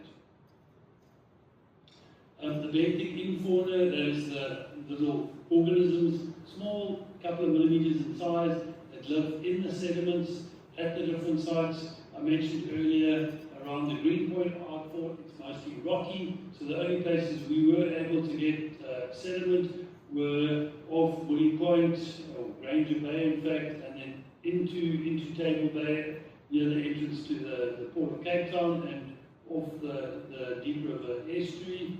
And in Camps Bay, mix of rock and sand there, so we were able to get sediment samples from 2 sites around the outfall, and more sediment in the bay. We had 3 sites in Camps Bay, and then a couple of sites further offshore. In Hart Bay, we actually collected some samples from immediately opposite the diffusers, immediately around the diffusers within the mixing zone, sites on the edge of the mixing zone, and then 1 site in the bay. And then we obviously collected our samples from our reference sites, the Robben Island, Kabonkelberg, and the Crayfish Factory as well. Just a little quick narrative on collecting those samples. As I say, we collected them with a benthic crab sampler. It takes a bite out of the sediment, we bring that up to the surface, rinse it in a mesh bag, a 1 millimeter mesh bag, to extract the macrofauna. Those go to the laboratory where the macrofauna are extracted. We look at them under the microscope to identify what species are there, we count them, and then we also weigh them. When we're dealing with a large number of species of these infauna, and sometimes difficult to understand exactly what's going on there, so we often use what's known as abundance biomass curves to try and understand the trends in the data there. And you look at a line that's defined by the random order, increasing numbers, both abundance and biomass. And when we're looking at an undisturbed sample, we see very clear trends between disturbed and undisturbed environments. In an undisturbed natural environment, we find that our biomass curve in blue tends to lie above the abundance curve, whereas in a heavily disturbed environment, it's reversed with the abundance curve lying above the biomass curve. And you can liken that to the blue sky above in a natural undisturbed ecosystem, the green below the ground, and the reverse is the situation in a heavily disturbed system where the sky has fallen on your head. And that speaks to, in an undisturbed ecosystem, we see a small number of large organisms, whereas in a disturbed system, we tend to see lots of small pioneer species, lots of tiny little organisms in high numbers. And if we look at that applied to the samples we collected from Hart Bay and Camps Bay, the 4 sets of samples we've got in Hart Bay, immediately around the diffuser, at the edge of the mixing zone, at the proximal sites in the bay, and at the reference sites, we see very little difference in abundance or biomass or species richness or diversity at those 4 classes of sites. And the ABC curves I showed you earlier, all indicative of undisturbed environments with the abundance curve, the blue above, the sky above, the ground below. A little bit surprisingly, the result was quite different in Camps Bay. Very little difference between abundance and biomass between the mixing zone, proximal and reference sites, but we see in our abundance biomass curves indications of a disturbed environment. Now, for me, that was very, very surprising, given that the volume of effluent coming out of the Camps Bay outfall is the smallest of the 3 outfalls, and that all of our other results suggest that the outfall is having very little impact on the environment. We did look a bit further at the quality of the type of sediment at the various sites, and what was very immediately clear was very coarse sediments in the sites around the edge of the mixing zone, moderately coarse or slightly finer sediment at the sites in the bay, the proximal sites, and then even finer sediment at the reference sites. And we think rather than this being an indication of disturbance from the outfall, it's rather disturbance from wave action, which has disturbed those sediments and winnowed out the finer material from the outfall sites, which are at the entrance to Camps Bay, where wave action tends to be much greater. Inside Camps Bay, where the wave action has been much reduced, much more fine sediment there. So we think that this definitely merits further attention, and we want to be able to look at this in more detail by collecting more samples, but we suspect that it is probably not a function of disturbance from the outfall, but rather a function of natural wave-induced disturbance. Just a conclusion on the ecological effects. So the purpose here was to determine if there was any evidence of impact from the marine outfalls on community structure or ecological function in the communities around the outfalls. The drop camera surveys of the hard substratum, the rocky reef habitat, Camps Bay showed no evidence of impact whatsoever on the sites around on the edge of the mixing zone. Exactly the same at Green Point. The reef surveys, the diver surveys, we looked at the larger commercially or economically important species. Numbers of rock lobster were similar between the mixing zone and reference sites.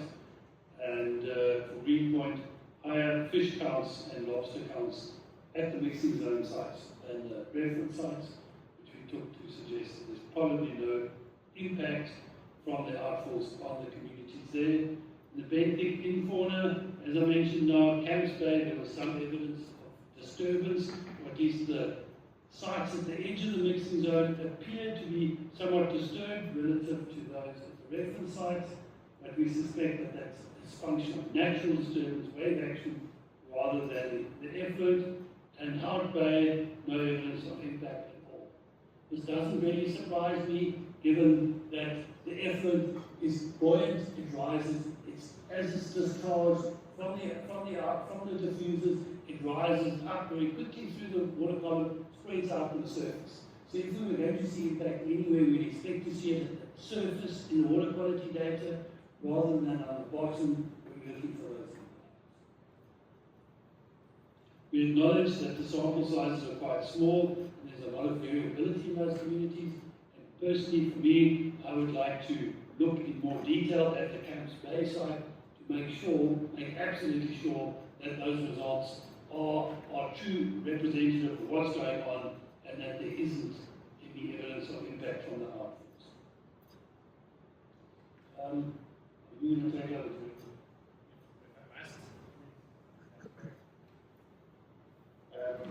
That was very fast, and I hope that everybody is still with us. The monitoring report covers this in a lot more detail. It's very difficult to condense this much data into a presentation or into even a much longer session than we have time for today, but an attempt to do that in line with the three major questions which this monitoring program asks. We want to understand whether the outfalls are achieving compliance with the permit conditions, because the water quality guidelines are the major thing against which this activity needs to be measured. We want to understand whether there is a measurable effect on ecological and other environmental systems, and we want to understand whether there is a risk to people using the beaches and the coastline. And the 2 points on the slide there are in response to the 3 questions. Our data from this first year of monitoring suggests that permit conditions were met at most sites, at most times during the study period, and that no major ecological effect or risk to human health was associated with this practice. And then the primary outcome there is that the assimilative capacity of the environment was not exceeded during the year of the monitoring. Now, the cognitive dissonance that Jansen mentioned earlier is, we know that there must be some impact. Obviously, this activity is an inherently polluting activity, but the question that we're asking here is, does that pose a risk or have a significant measurable impact? Is the capacity of the environment to absorb that pollution being exceeded? And these data suggest that it is not. I'm not just asking you to take my word for that. We have also presented all of these data and the report to 2 external reviewers, so the city appointed external and entirely independent experts to look at both the data themselves and our reporting on them. The first is an international reviewer. She's a professor at the University of Stavanger in Norway, who's an expert on both monitoring of marine systems and on ecotoxicology. And the second is a local expert who's based in Durban and has done much of the previous work in South Africa on marine outfalls and their impacts. So both of these 2 were presented with the report independently from us, and were asked to provide reviews of that. So they had about a month to do so, and their full comments will be made available along with the final report as an indication of the commitment to transparency and to ensuring that the data are presented responsibly and fully. I'm not going to go into a lot of detail on the reviews. These are available and will be with the slides circulated today, as well as their full review reports. But both reviewers noted that the monitoring program looks at a wider range of parameters than monitored before, and concurred with the findings that for this first year of monitoring, there is no significant concern around either risk or ecological impact. They made some very useful recommendations, which we have both incorporated into the existing reporting and will take on board for future work. And you will see some of those in the reports when you get to those. But in brief, both reviews concurred with the conclusions presented today, and one of them specifically indicated that, I won't go into all the details now, but that this challenge around communicating that it is not to say that there is no pollution occurring, and that is not ever the intent, but that while subtle effects may exist, we're not currently concerned about the ability of the environment to absorb what is being put into it. And that there does also, of course, alongside this need to be some understanding around the trade-offs between using marine outfalls as a way of disposing of the waste that we will produce, and the other ways that that might happen. And in Cape Town, of course, the other ways that that happens has impacts on inland water and on estuaries, and of course, ultimately ends up in the sea anyway. So it isn't necessarily a zero-sum game. Thank you for listening, and thanks for being at these every quarter, particularly familiar faces. Keen to hear back from your questions, and then also very keen once you've had a chance to review the much more detailed report to engage with you around that. Thanks, Jay. Thank you so much. When is the detailed report going to be circulated? It's available. I believe it will go out with the, you can go out today. Fantastic. Thank you so much. Okay, questions?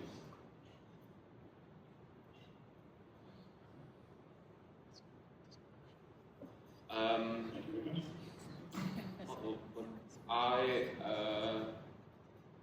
I was quite interested in your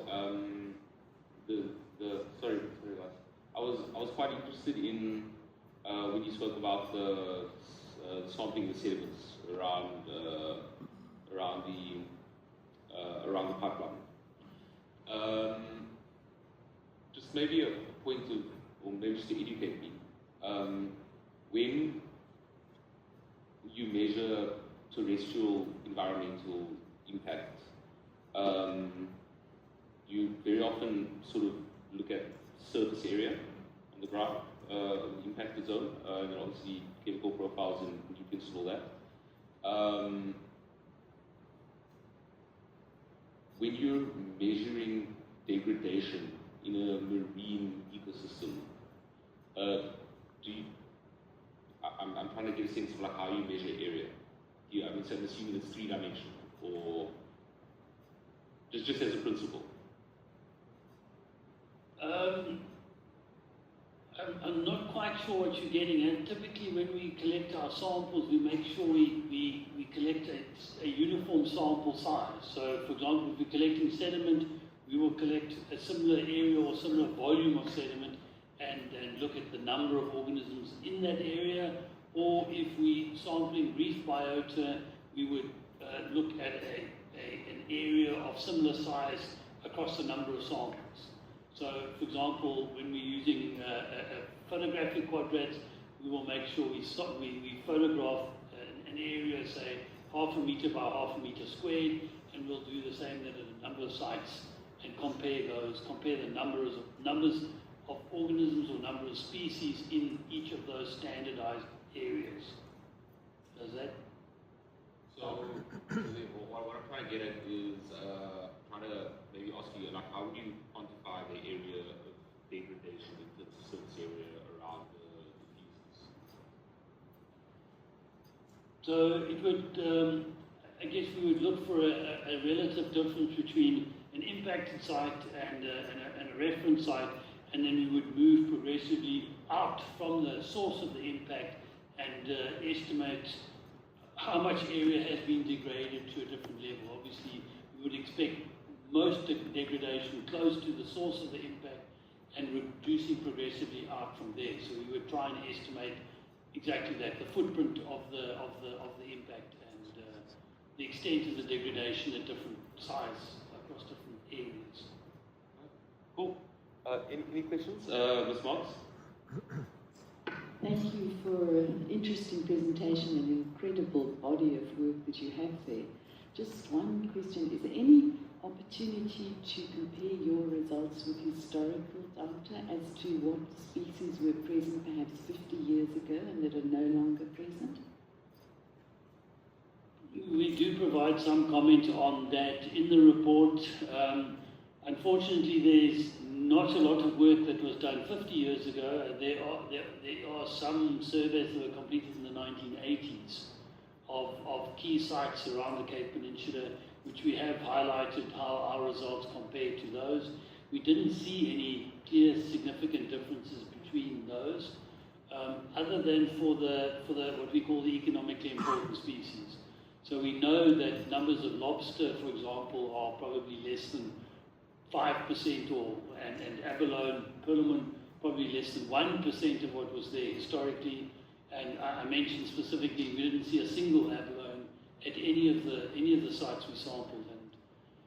And but of the sort of non-economically important species, we couldn't see any clear differences between samples that we collected now versus the historic samples from 40, 50 years ago.